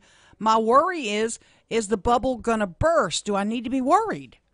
I am very glad you asked. That is a good question, and I get it pretty regularly. Let's talk about a bubble real fast. A bubble is typically defined as a period of market growth that is backed by something that is completely unsustainable, in some cases non-existent. Two examples, the tech bubble in the early 2000s. Hey, there were companies that were created in people's garages in some instances. They were a great idea that some took off and became really big companies. Some fell flat on their face. And in the early 2000s, when the veil was lifted and people realized these companies they were pumping their money in had no real value, the bubble burst. The second example is 2008, the housing bubble. What fueled this was banks were lending money to people that can't afford to pay their bills. For a little old lady like me, what should I watch for with my investments? What is a sign that I need to go, maybe shouldn't invest so much? Well, I will tell you what you should be prepared for is a market correction. Our market is backed by fundamentals, solid fundamentals. Rising corporate earnings is one of the things that are doing that. And how do companies have more money? They're still able to borrow at incredibly low rates. For 2018, tax reform is going to be big. Companies are all of a sudden spending 30% less in taxes. What you should be ready for is a market correction, which will look like a 10 or 20% drop. What you should be concerned with is not your money dropping off the face of this earth. What you should be concerned with is if you're taking more risk than you're comfortable taking. If you're not comfortable with the amount of stocks that you have, knowing the amount of fluctuation it will result in, it's time to rebalance. Okay. Daniel, under the mattress, I got a couple of sacks. How do I get in touch with you, and where do I need to bring it to you to let's do a little risk taking today? How do folks get in touch with you? Deal. I am about a mile from Louisiana Downs, again here in Bossier City. I'm at the corner of Shed Road and Stockwell Road. People can come by our office, or they can give us a call at 318-549-9155. Daniel Nobles, Edward Jones in Bossier City. I got those potato sacks of cash headed your way. Come on. Hey, thank y'all for everything that you do. You bet. 739, 1017 FM, 710 Keel. Robert J. Wright and Erin McCarty, Shreveport, Caddo Parish School Superintendent. Dr. Lamar Gorey just a couple of seconds away. Right now, traffic update. Ruben's ready. Still keeping a close eye on that major accident on North Market southbound near I-49. And we have some traffic delays on Airline Drive just north of Shed Road in Bossier City. If you have anything to report to us, please give us a call at our Planet Fitness traffic hotline. That's 687-ROAD. Your AccuWeather.com forecast. Mild with sunshine and a high of 64 today. Tonight will be partly cloudy, low 38. An afternoon shower, clouds, high 60 tomorrow. With your AccuWeather.com forecast, I'm meteorologist Heather Zayer. At Blue Cross.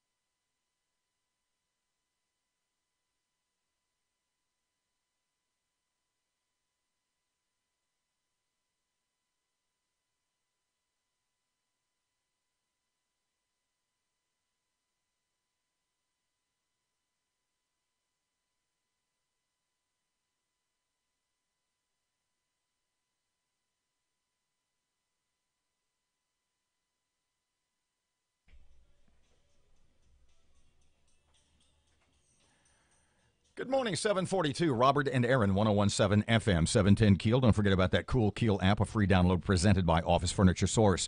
Dr. Lamar Gorey is Caddo Parish School Superintendent. Hey, Dr. Lamar, how are you this morning? I'm good. How are you guys this morning? We're great. Well, let's start here. There's a big hubbub in Baton Rouge and the legislature and John Bell and everybody talking about this fiscal cliff and his doomsday scenario. And one of the things they keep talking about, one of the things the governor brought up is if cuts have to be made, governor's saying we're going to have to cut tops. I think one of the numbers being tossed around was what, like 80%? 80%. I know that you, having so many kids who are yearning for that college education and needing a little financial aid, that's got to be freaking you out a little bit, huh? Right, absolutely. We certainly respect the very difficult position that Governor Edwards is in when you have to find a way to present a balanced budget. And, of course, any cuts to tops would be very harmful to families in the respect that many families, since they had children, have planned on the promise of tops to help them educate their children. So what we're hoping as a school system as we talk about this, and what we're telling our parents is that we hope that the decision will come sooner than later. As you know, because of the year, there would have to be a special session to make a final decision, and that would either be before the general session or after. We hope that we get a decision in February so that parents have a little more time to plan. If it's June, you're dealing with things like college, final decisions have to be made as to which college you will attend. Families have to make decisions as to how they're going to finance it. So we're just hoping at this point for an early decision. As you, as a superintendent of schools who believes in tops, and others around the state, and I'm sure you talk to them, what kind of juice do you and other school leaders have to get on the phone or to make pilgrimages to Baton Rouge to talk to people to tell them how important you think this program is? Right. There is no organized effort to do that. I do think that as we speak to our local legislators, we're certainly... Did we lose him? Did his phone die? I do think... There you are. We Hello? lost you for a sec. Second. Repeat, start your answer over again because your phone cut out for about 20 seconds. Oh, I'm very sorry. Maybe 25. Can you hear me? There you are. We got you there again. You are. Go ahead. Okay, I don't know what's going on. You're breaking up a smidge. Can you hear me? There, you're good right there. Freeze right Okay, there. I'm going to be very still. Don't say How about freeze to a man outdoors in 28-degree weather. One thing I'd tell you, though, is in my conversation that it is, I'm certainly stressing the importance of an early decision so that families can make decisions. From the K, I do know that there's a very organized effort, of course, from higher ed to deal with this concern because they are, one of the areas is not protected by constitutional law. So, but from the K-12 perspective, what we're doing is just communicating the importance of an early decision and really stressing the importance of how this program does keep our talent in the state. You're an educated man. You know we have a budget problem. Would you be okay with maybe increasing the requirements for TOPS so that kids have to work harder to get the money? Or possibly means testing. So what I tell you, though, is I think that all of those things have merit. You have merit to doing it only based on financial need. You have merit to doing it only on academic ability. I think, though, that the legislators and powers that be have to get in a room and decide what's going to benefit the growth and the economic opportunities of the state as well as families of the state. I think when you make a promise or when people anticipate they're going to get something and it doesn't happen, that's never going to be good. And I do believe our voters are going to be looking for the legislators to do some extreme due diligence before just cutting this program as much as 80%. I don't know if you'll answer this, but I'm going to ask you anyway.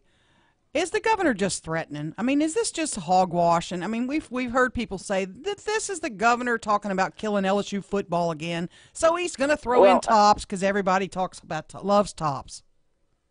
You know what I would tell you is that I would have no way of knowing that. Hadn't had that conversation with him, so I don't know that to be the case. But I do think that the financial shortfall of our state is a reality. And I do believe that it's going to require some cuts in some areas. Let me rephrase Erin's question and see if I can get a little different answer. Every time that politicians say that cuts are necessary, they seem to start with the things that will hurt the most people as opposed to the state government itself. Does that make sense? I mean, he's saying there's nothing in the state we can cut. We're going to have to cut TOPS. We're going to have to cut higher ed. We're going to have to cut health care, as opposed to maybe we don't need the top grade paper. Why do they do that? Well, I do think that I think that a lot of times, even I'm going to give you an example. I think when you look at budgets for our school district, a lot of times people will say, "Well, cut out all travel." But when you look at the line item to what travel actually costs, it's less than a percentage of the complete budget. I do think that what you see happening in these situations is they're looking at what are the big ticket items, and unfortunately, the things that are not protected by law that can be cut. It is my hope, though, and I do believe that our governor, I do believe that all of our local legislators have been respectful of TOPS, and that's why we hadn't seen it just anything catastrophic happen to it thus far, even though it has come up. And my hopes is that that will be the case yet again, that there will be some solution that will allow us to continue to offer this opportunity to keep students in our state. Dr. Lamar Gorey, Caddo School Superintendent, thanks for your time. I'll see you at lunch. Look forward to it, okay? You bet. 749, 1017 FM, 710 Keel traffic update right now. Here's Ruben. Still keeping a close eye on that major accident on North Market southbound near I-49. And we have some traffic delays on Airline Drive just north of Shed Road in Bossier City. If you have anything to report to us, please give us a call at our Planet Fitness traffic hotline. That's 687-ROAD.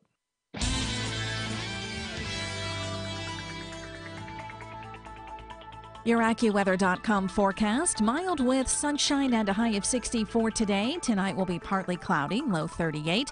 An afternoon shower, clouds, high 60 tomorrow. With your AccuWeather.com forecast, I'm meteorologist Heather Zaire. Get the Greg Adams Show on your drive home. What's the latest in Shreveport, Bossier, and the world? Greg Adams has all the information from 5 to 6 p.m. Monday through Friday on 1017 FM and 710 Keel.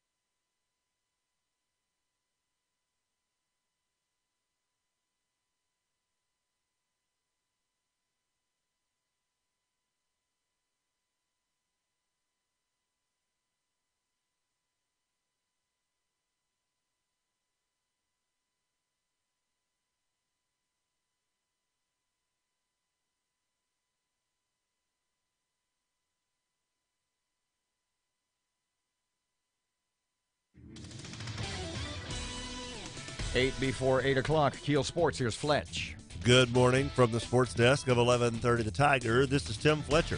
Northwestern State was buried under a barrage of New Orleans three-pointers in a 72-67 loss Wednesday night in Prather Coliseum. The Privateers connected on 9 of 17 threes to stave off the Young Demons. Ishmael Lane led Northwestern State with 14 points and 7 rebounds. Down in the Crescent City, the Lady Demons were knocked off by New Orleans 81-63. The Pelicans won for the 6th time in their last 7 games, turning Charlotte back 101-96. Drew Holiday had 19 points, while DeMarcus Cousins finished with 16 and 13 rebounds. The Pelicans get a chance to shave a game off Houston's lead in the Southwest Division when they host the Rockets tomorrow night. LSU officially welcomed back star running back Kevin Falk to the football coaching staff. He joins Ed Orgeron's crew as the all-time leading rusher in school history. He will be the director of player development. According to the Advocate, those duties include working with the player's academic direction, social development, and overall quality of life. From the sports desk of 1130 The Tiger, this is Tim Fletcher.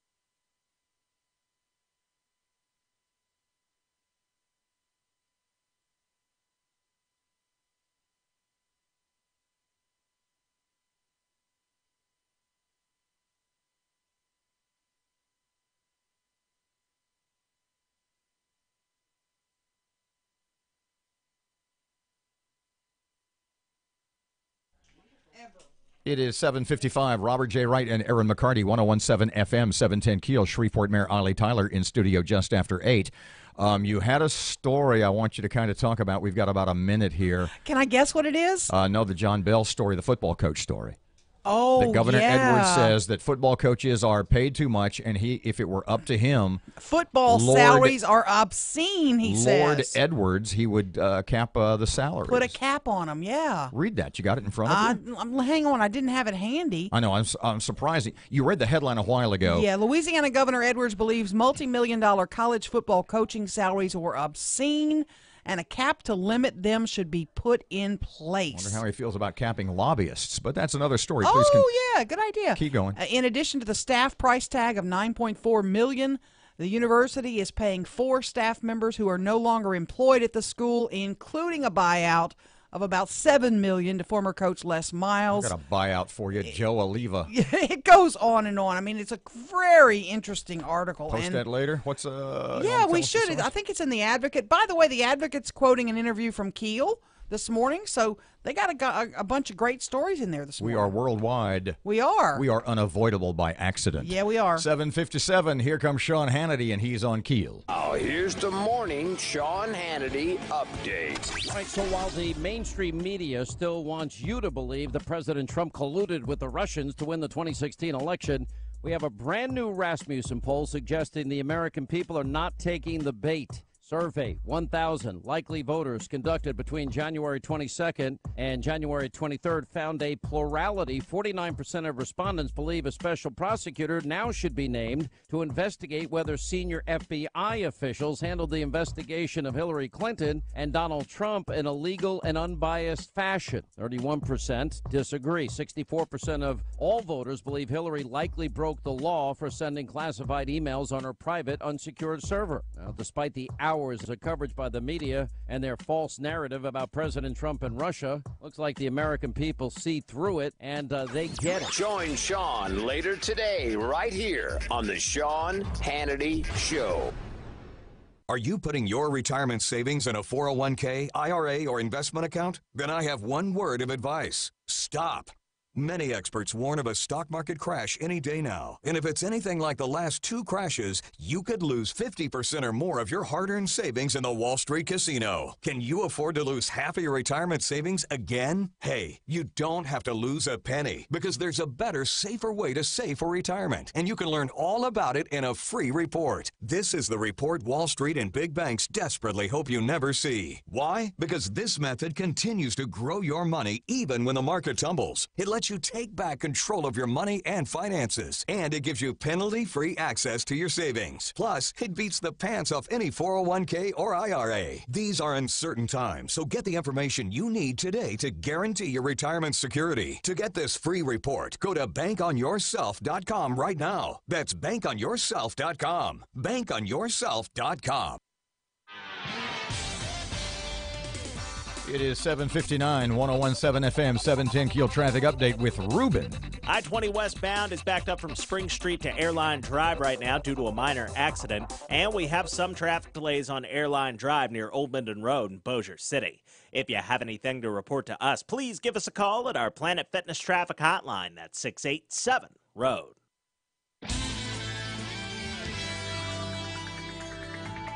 Your AccuWeather.com forecast. Mostly sunny today, mild, high 64.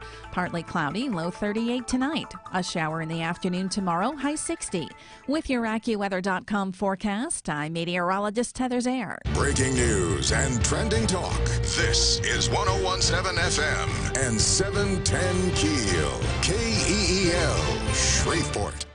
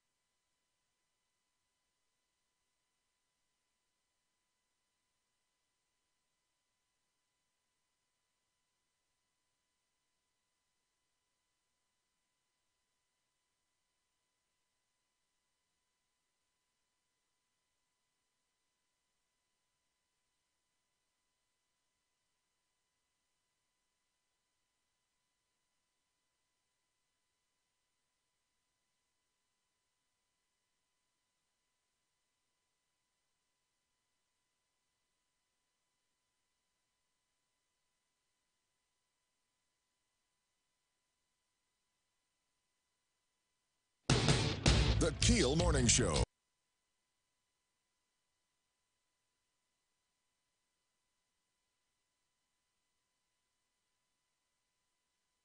Three past 8 o'clock, 101.7 FM 710 KEEL. Robert and Erin. Miss Erin down yonder. Local news is up next. Louisiana's unemployment rate is down, but is there more to the story? We'll tell you about that. A boy is fighting for life after being shot in Shreveport. We'll take a look at that this morning, too. And the governor's budget? Boy, it's getting reaction from all over the state. Shreveport Mayor Ollie Tyler joins us for an hour. In just a couple of minutes, we'll kick that off. Erin has secret questions. Yes, she does. The mayor doesn't look all that concerned. Fletcher and sports, traffic, and weather, that's all coming up this hour, and it's right here on KEEL.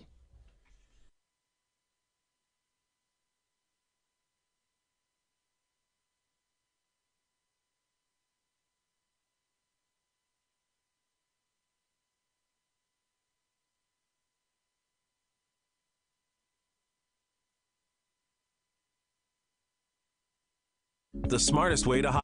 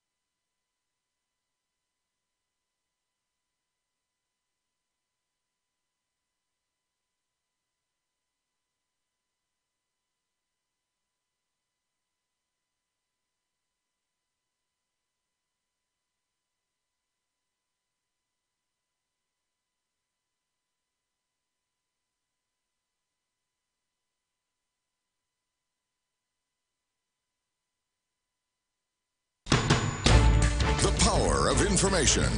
KEEL News now. Louisiana's unemployment rate down for the 8th straight month to 4.6%. It's the lowest unemployment rate in nearly a decade. Over 2.1 million Louisiana residents are currently working. Executive Director for the Workforce Commission, Ava DeJoy, says many jobs were added in the leisure and hospitality industries. From January of 2017, we had 229,500 in leisure and hospitality, up to 238,000, an increase of nearly 2.8%. But critics say the number is down in part because more people are actually leaving the rolls of the unemployed to move to other states for work. New Orleans and Shreveport saw decreases in job growth. A boy fighting for his life after being shot. 12-year-old was hit by a stray bullet in the Allendale community. The shooting happened at an apartment complex near Milam and Poplar. According to police, the boy was hit in the chest with the bullet that came through a window. His wounds are considered serious and life-threatening. The crime numbers for Shreveport show some improvements, but murders, auto thefts, and business robberies are all up. Numbers in other areas did see a significant drop. However, Deputy Chief Bill Gooden says over the past 3 months, crime has trended downward, and the department is making great strides to make the city safer. What we try to do, in addition to working with the community and empowering them, is to make sure that we focus on those things that we know have the potential to end with violence, domestic abuse cases, narcotics cases, cases where we apprehend folks who are illegally carrying firearms, or a convicted felon who's in possession of a firearm. Gooden says the police department has changed the way they recruit new officers and will actually have 2 academies this year. A pair passing funny money in Bossier. Matt Parker with that. Bossier police are on the hunt for a man and woman accused of purposely attempting to pass counterfeit money. The pair was spotted using the funny money at 3 different stores in Pierre Bossier Mall. You can see the pair at KEELnews.com. Police urge anyone that can identify the couple to call Bossier Crime Stoppers at 424-4100. From 101.7 FM and 710 KEEL, I'm Matt Parker. Governor John Bel Edwards' worst-case scenario budget calls for a $76 million cut in the Department of Corrections. Secretary James LeBlanc says some of those cuts are dangerous. The fallout of that is that they don't have any contractual relationships with us that guarantees that they have to house these inmates. So I would suspect that the majority of them will not be able to house state inmates. Reaction to the governor's proposed budget cuts still rolling in. Senator Ryan Gaddy of Bossier says much the problem can be linked back to Bobby Jindal. No one ever anticipated we'd have a governor like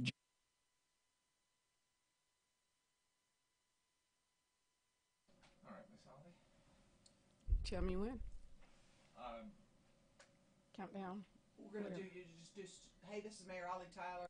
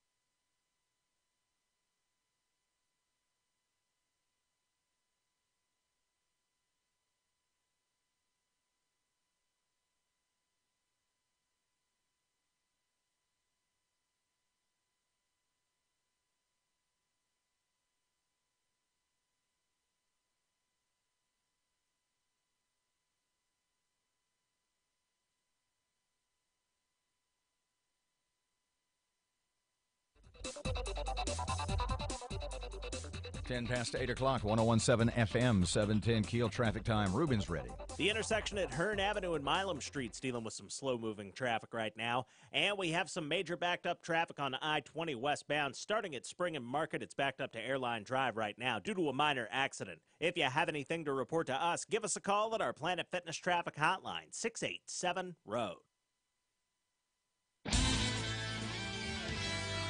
Your AccuWeather.com forecast. Mild with sunshine and a high of 64 today. Tonight will be partly cloudy, low 38. An afternoon shower, clouds, high 60 tomorrow.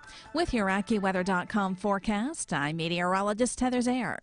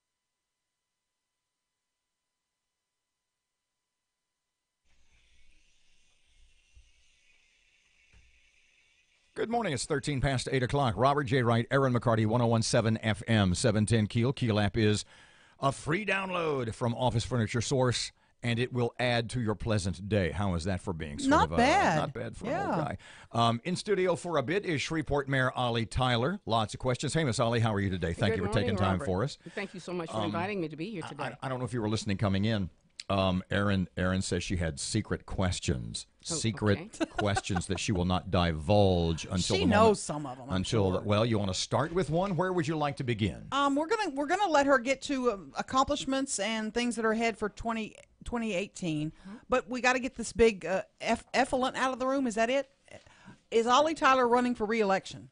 I plan to run. Yes, absolutely. So this is official. You're running for re-election. I have not made the official announcement, but I do plan to run. Wow. Yes. So if Matt stood up and said, I've got a $20 bill in my pocket and I would like to donate it to someone's campaign re-election fund, would you go, I have a suggestion? Yes, she probably does. I probably will. I'm looking at your list of things that you've done in your 3 years. You've been in office 3 years. Yes. And I'm kind of stunned by, people in Shreveport are the first to complain about things. But you've spent $58 million on roads? Absolutely. Since you've been in office? $58.6 million so far. Is that money that from previous bond issues that we just hadn't gotten to, or did you have a fairy godfather that brought that money to you? No, we did not. Let me tell you, from 2011, there was some funding for major projects for roadway improvements. However, each year, monies come in from various sources earmarked directly for street improvement and repair. And so we've tried to make sure that we use the money for what it was intended.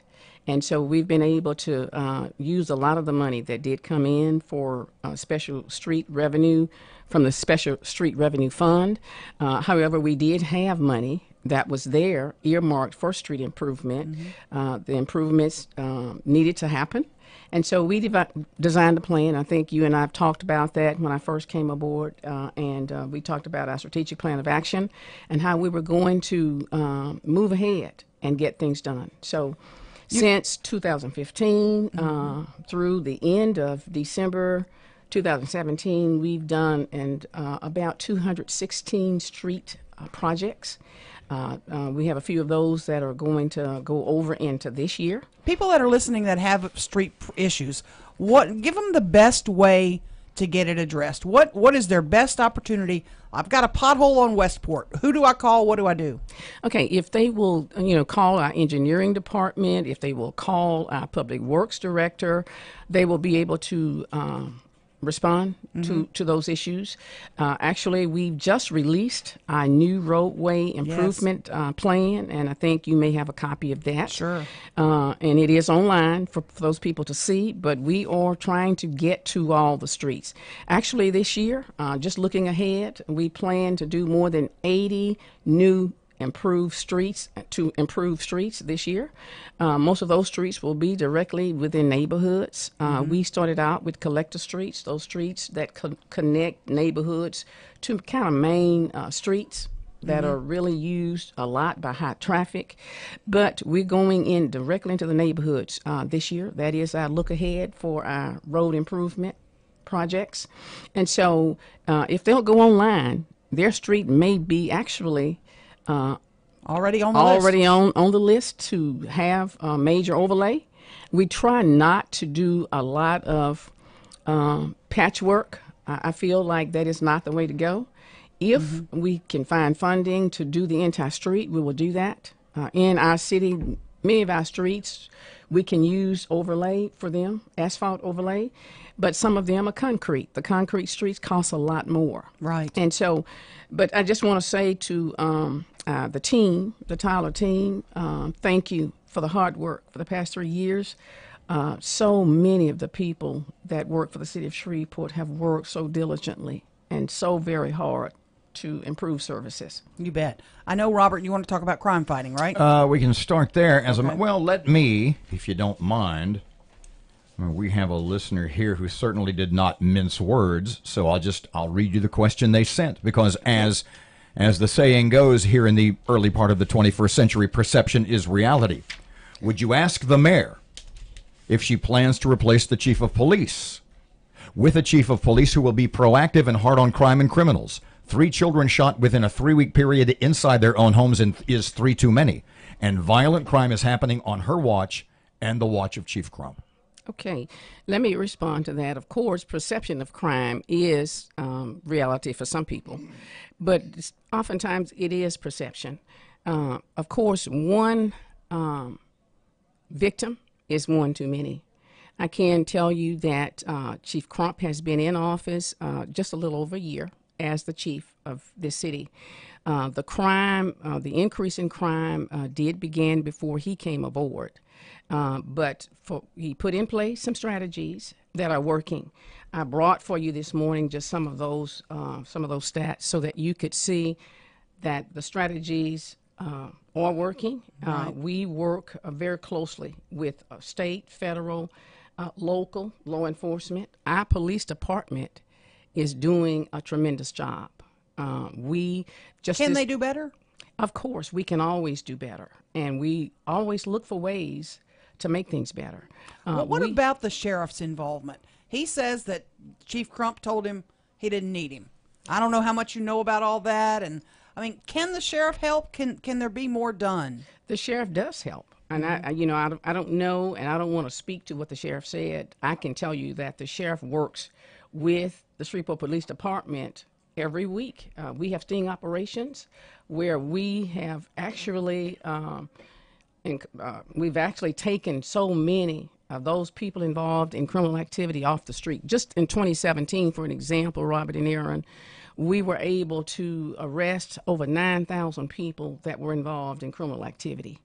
And of course, working with the sheriff, with the FBI, with Crime Stoppers is also another organization that has been key.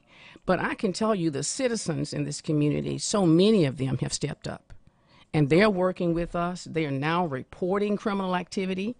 The police department, we hired under Chief Crump's watch, one of the largest number of police officers this past year. We were able to hire 70 new police officers just this past year. Our goal looking ahead is to hire about 80 this year. We know that police presence is really key. I also need to say that we are asking, and we are actually just strongly encouraging people in the community to please report the crime. And to speak to the 3 youngsters that were hurt, I came from education, so my heart is always there. Mm-hmm. If you would look into some of the details behind those shootings, you will determine that there was some other factors and dynamics. For an example, in one of the homes, the shooting had just occurred a week or so ago in that same household. Mm-hmm. But the little boy had his parents' gun, right? And the gun allegedly went off, and shot another child. Police can't stop that kind of crime. Pardon me. It sounds to me like Chief Crump has a 100% endorsement from Mayor Tyler. Do I read that right? Chief Crump has my confidence. I believe Chief Crump is doing a great job as a leader. Chief Crump has put in place strategies. He's put in place recruitment efforts. He's changed a lot of policies. His command staff now rides out on patrol with his officers. They are there weekends and all, making sure that we're doing what we're supposed to do. We need our community to do more, but I can tell you that the citizens have done more.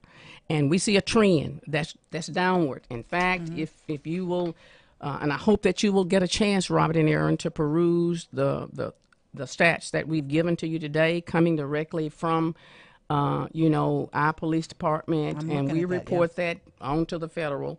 We're down really over 2016. Excuse me, ladies. Okay. Need to take a break. We'll come back. Sure. 19 past 8 o'clock. New just changed. 20 past 8 o'clock. 101.7 FM. 710 KEEL traffic update. Here's Ruben.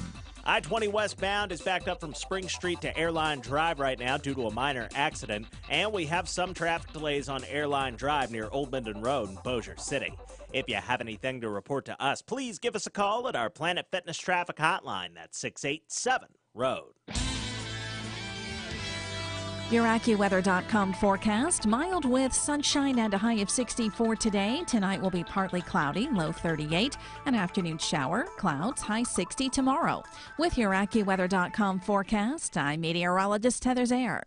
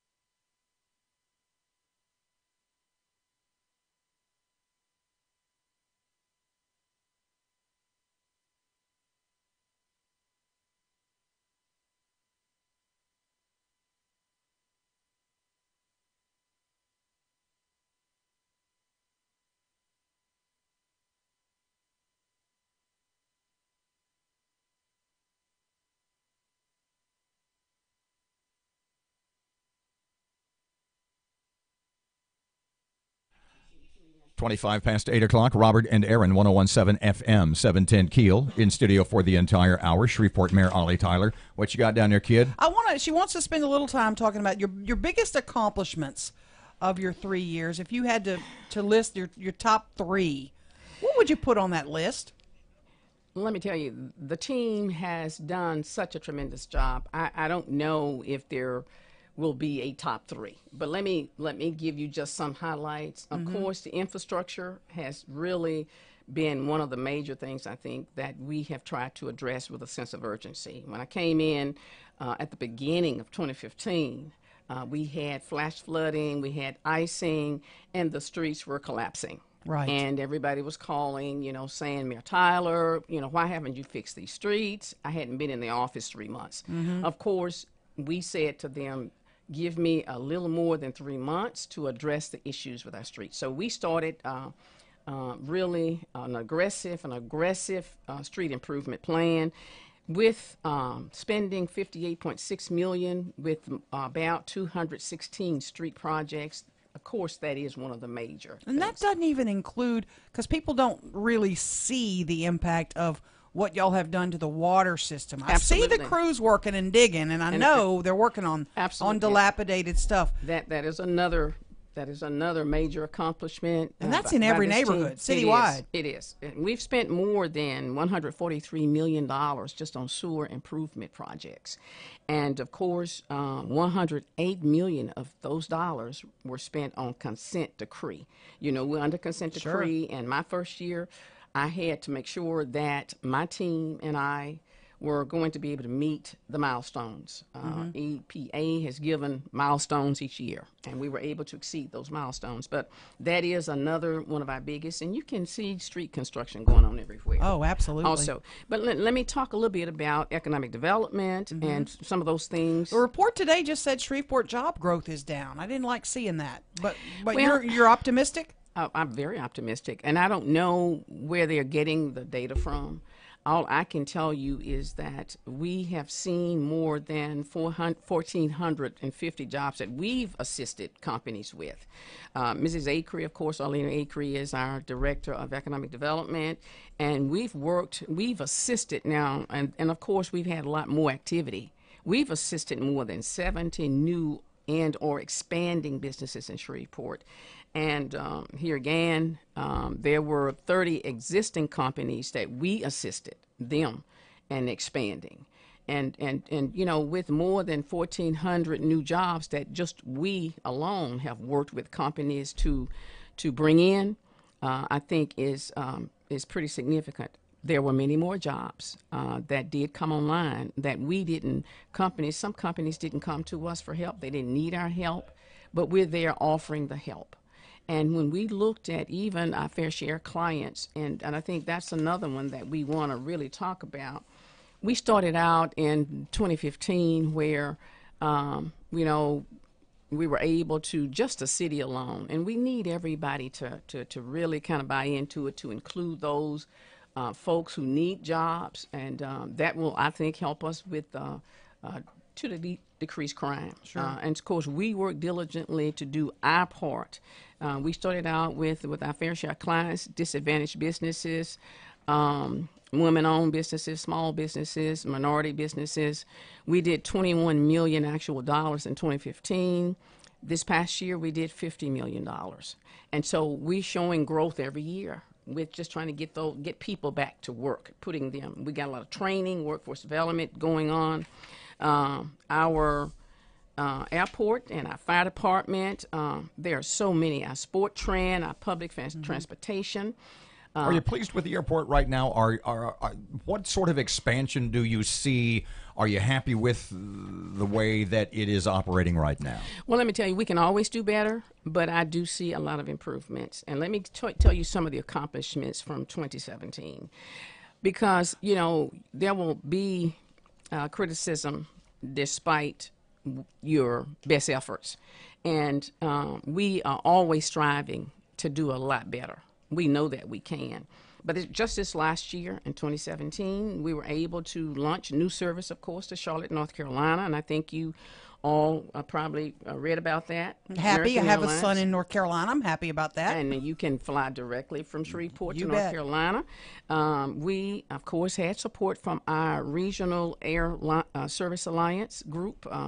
You know, with the hotel motel tax passage, they were able to put in $200,000 to help make sure that we could recruit American Airlines to get that new service from Shreveport. We were able to increase the number of airline seats this past year by 4,000 seats per month. And that is no easy feat. Yeah. Let me ask you something. Tell you what, pardon me. Can you hold the question till we get back?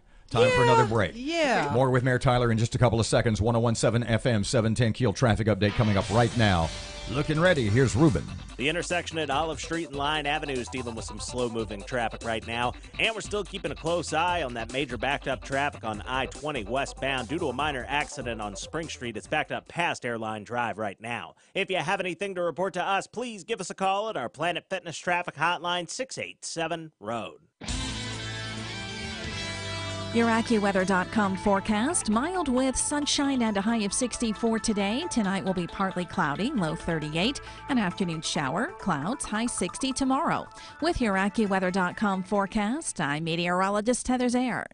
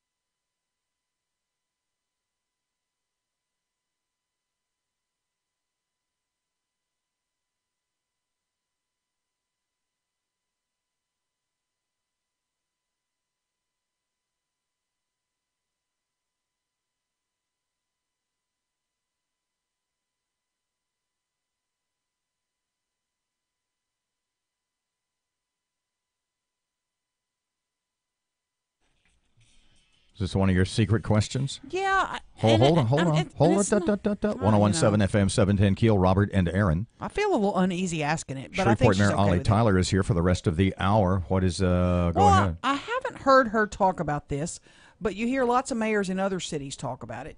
Mitch Landrieu in New Orleans, he was leading the charge to get rid of the Confederate monuments. I haven't heard you weigh in on that. Should that monument in front of the courthouse be moved? Let me say, I did not weigh in on it because, number one, I've not been asked to, but it's not on city property. Right. I try not to interfere in other governmental entities, activities. I don't think it's fair for the city to start talking about what the parish commission need to be doing. Sure. Or the parish commission need to be talking about what the city should be doing. And if so, that were on city property, do you think that Confederate monument should be moved? And let me tell you, in my mind, when I look at what the history is behind it, I'm not sure why it was put there in the first place. But, my idea is we need to do things that will unite us. And we are the United States of America. Mm-hmm. And so if we're going to do symbols from any, party or any race, we need to do those symbols that are going to unite us. You walk into the courthouse every now and then. Does that monument bother you when you think about it? I don't look at it. I don't let things stop me from doing what I need to do in life. Of course, coming up in an era where I came up, we had challenges. Sure. And that is just a fact. But I don't let those challenges stop me from looking to reach my goals. Mm-hmm. And so, my comments, I thought would have been inappropriate to jump in and tell the parish commission what they needed to be doing. Right. Okay? I try not to interfere in other governmental entities' decisions and things that they need to make a decision about. But I've always felt like anything we do in the United States of America, we need to do it as one America. Mm. I got an email from a listener a couple of days ago, and I'll read it to you. Since it's the first early 2018, I sent an email to Planet Aqua Group for an update on Scyport. Okay. I promptly, from one of their PR people, received an answer that stated, "Hello, please direct all queries to Scyport directly, as we," meaning Planet Aqua, "are no longer involved in their current agenda. Regards." Okay. What's the status of I know there was some reorganization, Planet Aqua, at the aquarium, the restaurant already, and what is the status of that and their relationship with Scyport and the possible reopening of the Scyport downtown? And let me tell you, Robert, thank you for asking that. I've had some inquiries from the public and from leaders about Scyport and about the Planet Aqua Group, and I'll tell you what I've told them. We own the buildings. We lease the buildings to both of these groups. Sure. Planet Aqua is a for-profit company. Okay. And we're not involved in their business transactions. We're just not. We did what we were supposed to do with the funding that was earmarked from 2011 bond money, and that was to put in what we call the white box to ready it for any tenant that would come in and wanted to start a business in Shreveport. Are they meeting your expectations?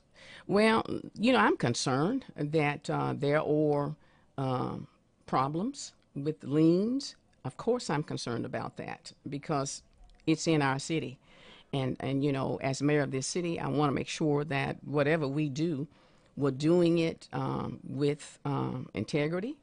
And, of course, so I am concerned about what's going on there. And have you looked into it? What have you found out? What are people telling you? Well, I don't go to people. I go to the source. I've not had a chance to talk with the owners of the Planet Aqua Group. I do plan to have some conversation with them to see what it is that, what plan they have in place to address some of the issues that have come out. And in terms of Scyport, I'll just tell you once again, it's a nonprofit group. They're in our building. And of course, but the building is being used for all of the children in our region. And, City of Shreveport has been very supportive. We, of course, budget funding to make sure that we take care of the building for Sideport, because it's nonprofit. Pardon me, I assume you knew that that Planet Aqua was no longer involved with Sideport pertaining to the email? I've heard that. I've not been told that by them. And I don't go on emails or Facebook or social media because I find oftentimes that they don't always have the facts. When I do have a chance to sit and talk with both groups, and we are going to have those conversations, then I will be able to hear it directly from the people involved. Another break. You got another secret question? I have a couple questions. They're not secret, no, but I Wouldn't do have tell some me other that questions. makes them secret. I want to ask about, and she knows this is coming. Why don't you hold it? A little tease for the next segment. Okay. Mayor Tyler, more on the way. 839, 1017 FM, 710 Keel. Traffic update. Here's Ruben. Keeping an eye right now on some slow-moving traffic on Texas Avenue near Mansfield Road. And we're still keeping a close eye on that major backed-up traffic on I-20 westbound. Starting at Spring and Market, it's backed up past Airline Drive right now due to a minor accident. If you know something we don't, call our Planet Fitness traffic hotline, 687-ROAD. Your AccuWeather.com forecast, mild with sunshine and a high of 64 today. Tonight will be partly cloudy, low 38. An afternoon shower, clouds, high 60 tomorrow. With your AccuWeather.com forecast, I'm meteorologist Heather Zaire.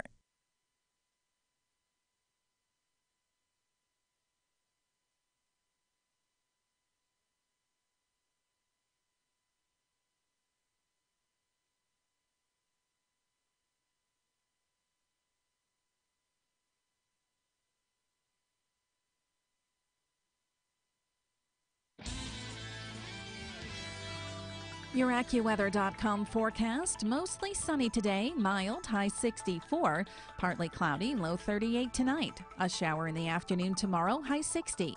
With your AccuWeather.com forecast, I'm meteorologist Heather Zaire.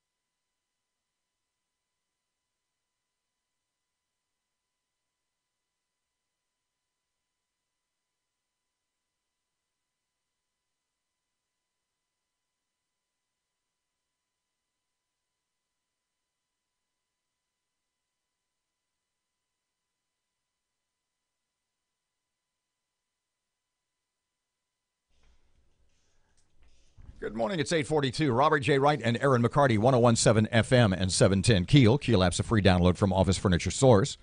Shreveport Mayor Ollie Tyler is in studio. What she's finding out is what all guests discover rather rapidly, that Matt is, in fact, the brains of the outfit and does 92.7% of the work. I mentioned that so if you have any openings, Matt, we're always trying to help him upgrade his life. To get rid of him. Yeah. There is a tax renewal on the ballot April 20th. I want to talk about that, but I first want to get to you to help me with this, and you and I have talked about it before. Okay. Back in I don't know how long ago, I voted for a park at Cross Bayou, and that still is a burr under my saddle. Yes, ma'am. And that we voted for it. It hadn't happened. I know we've acquired some land, and that's part of what that bond issue was for. Absolutely. But it's hard for me to go and vote at a tax renewal when I think, what I voted for that back in the 90s, and it still isn't done. How does that happen? How does that work? Okay, when you say a park at Cross Bayou? Right. Okay, and what I will say to you, Erin, of course you and I have had that conversation, and I know that you know that the mayor and her team pushed.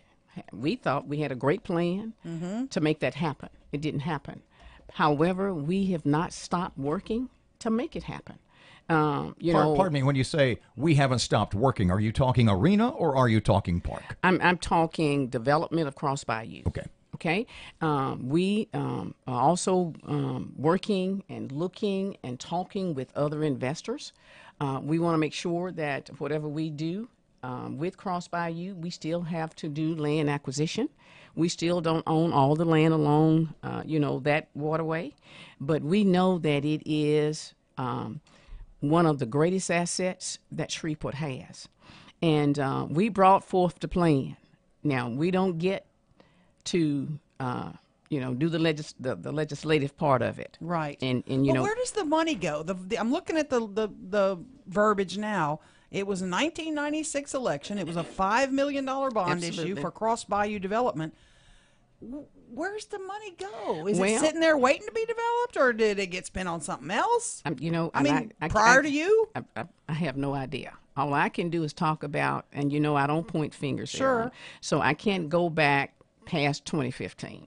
All I can tell you from 2015 onwards, we've used monies in our budget that were available for what it was intended. Now, we've had to, and I'll back up and say we've had to look at some of the riverfront development money, move some of that to help us. I know that in the past 3 to 4 years, particularly, the economy has been down.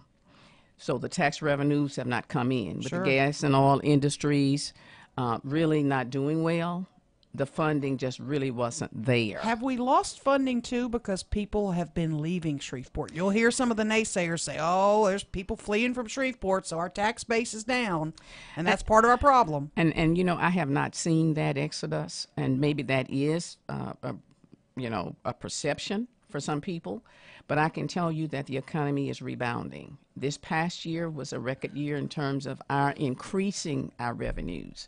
And we've seen that if you will go online and look at our budget each year, you can see where the tax dollars are now coming in.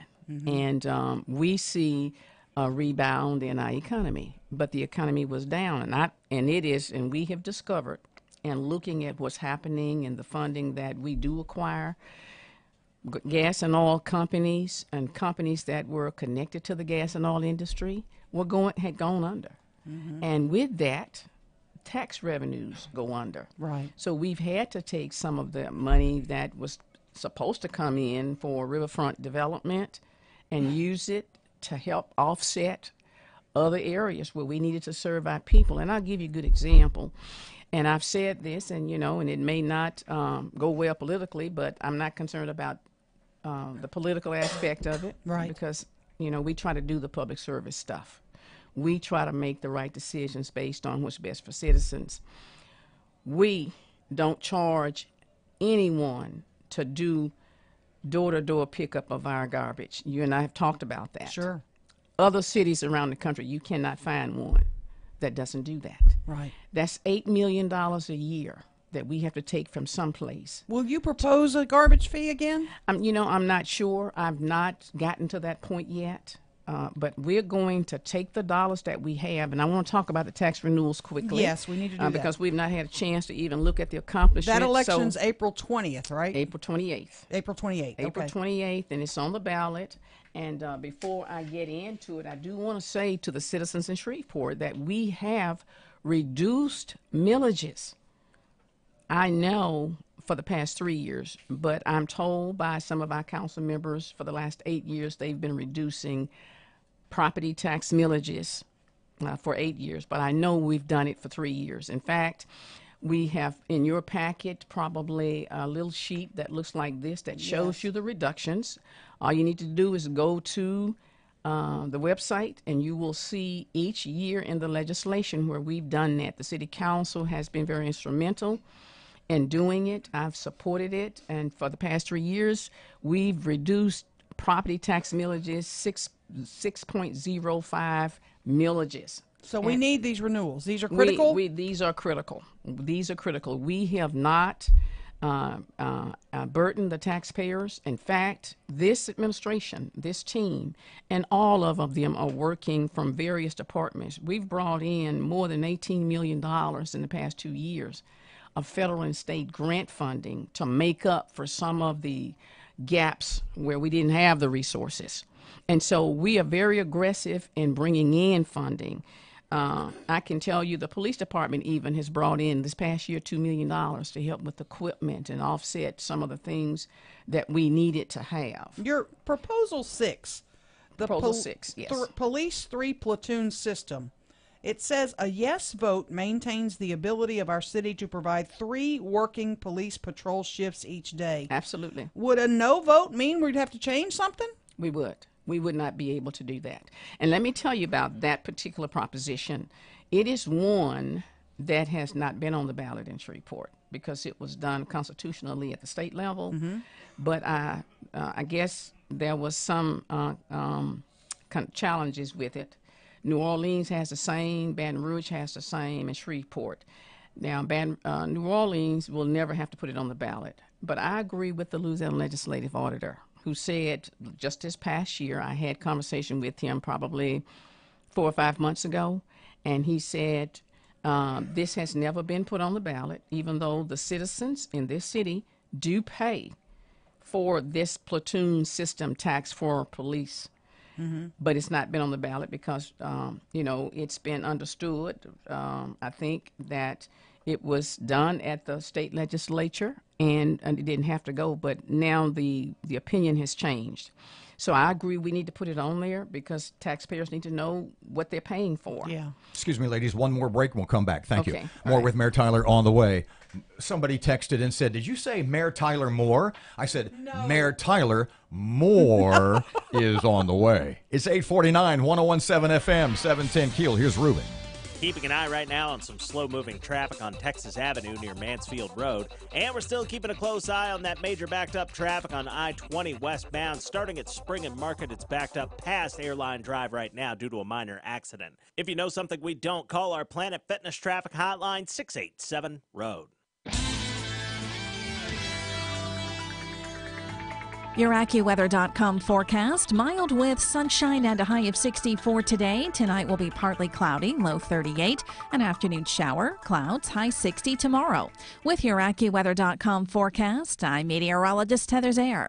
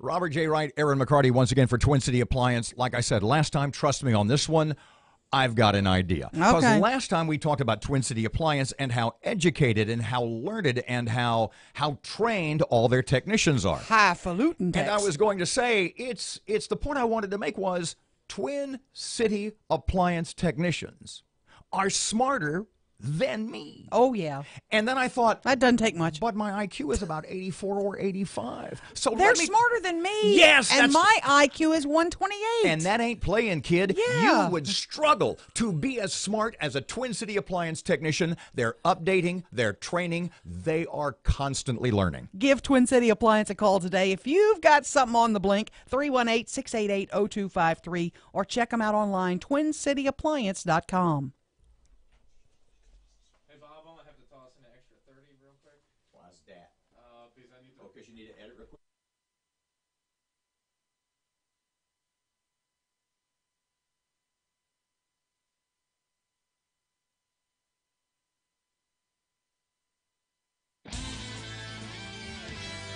Your AccuWeather.com forecast, mostly sunny today, mild, high 64, partly cloudy, low 38 tonight. A shower in the afternoon tomorrow, high 60. With your AccuWeather.com forecast, I'm meteorologist Heather Zaire.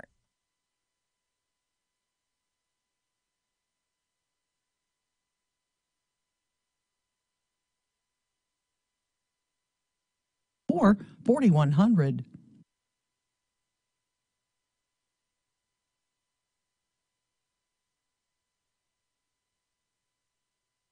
At 4200.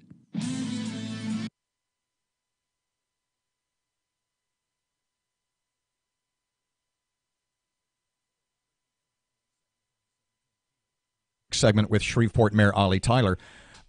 If we might, let's talk about the arena idea and that proposed development for a second or two. Do you feel like the city council and the people of Shreveport blew it in that they sort of turned their backs on it, they didn't want it? And does that affect your attitude in going forward with further economic development ideas? Absolutely not. It does not affect what we think we need to do for Shreveport. And what I've learned to do over the years as a CEO, you're going to have disappointments. Sure, I was disappointed, but it doesn't stop us trying to continue the effort to make things better in Shreveport. And so what we are going to do is make sure that the next plan to develop Cross Bayou will not have anything in it, we hope, that will give someone pause. We did learn lessons. Having been an educator for more than 4 decades, you learn from every experience. So the next time, and we're not going to stop bringing in development for the city of Shreveport. Your priorities for 2018. It's your last year in this term. You say you're running again. Yes. Your priorities for 2018. Do you have some things that you really have told your staff, we got to get this done this year? Absolutely. What's on that list? On that list is we're going to do many more streets. We're going to do a lot more drainage. We're going to continue to try to get our consent decree work done. We're going to continue to recruit companies to come and do business in Shreveport, relocate in Shreveport. We're going to make sure that we are decreasing crime by continuing our efforts to work with our sting operations with all of our law enforcement agencies. That's a priority for us. We're going to continue the quality of life kind of activities. For an example, our SPAR department with Mrs. Shelley Regal Wood did more than $10 million in renovations and upgrades in all the various community centers.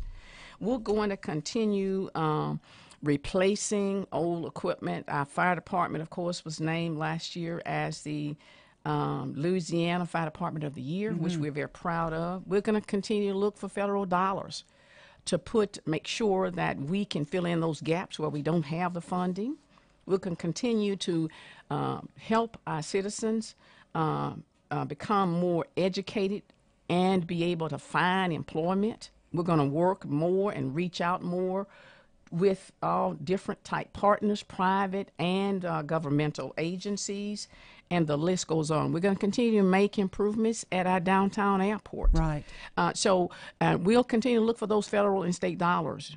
Here again, our Sportran new facility is up and running, and we're trying to expand even in Southwest by putting in a substation for police and for our citizens in that area with our Southwest hub. We're up against the clock here where the network's going to take over. And I know I'm talking fast. Will you come back and do it again? I certainly will. Set it up because I know there's so much. If you and Robert will promise to allow me to talk about the team accomplishments, I'll come back. Yeah, did we got to a lot of them, I hope. No, we didn't. We never can touch on it all. We really didn't get to many of them. And this team has worked so hard. And I must tell you, and let me say thank you to the city council members who worked diligently with us to do the 5% raise for all of our employees. That's a big all of our police department, those that are employees making $75,000 or less than $75,000. That's going to help us retain quality employees to keep working hard, and good police officers in our recruitment efforts. Mayor Tyler, thank you so much. Thank you all Our so pleasure much. as always. All right. 859, 1017 FM, 710 Keel. A little traffic update. One more for this show. Here's Ruben. I-20 westbound is backed up way past Airline Drive right now due to a minor accident near North Spring Street. And we have some traffic delays on East Texas Street near Traffic Street in Bossier City. If you have anything to report to us, please give us a call at our Planet Fitness traffic hotline. That's 687-ROAD.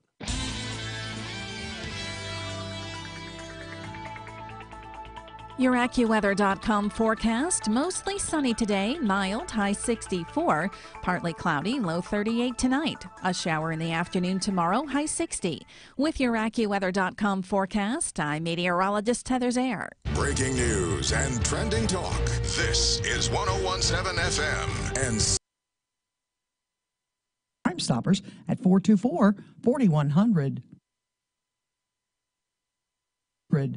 I'm Erin McCarty from 100. I'm Erin McCarty.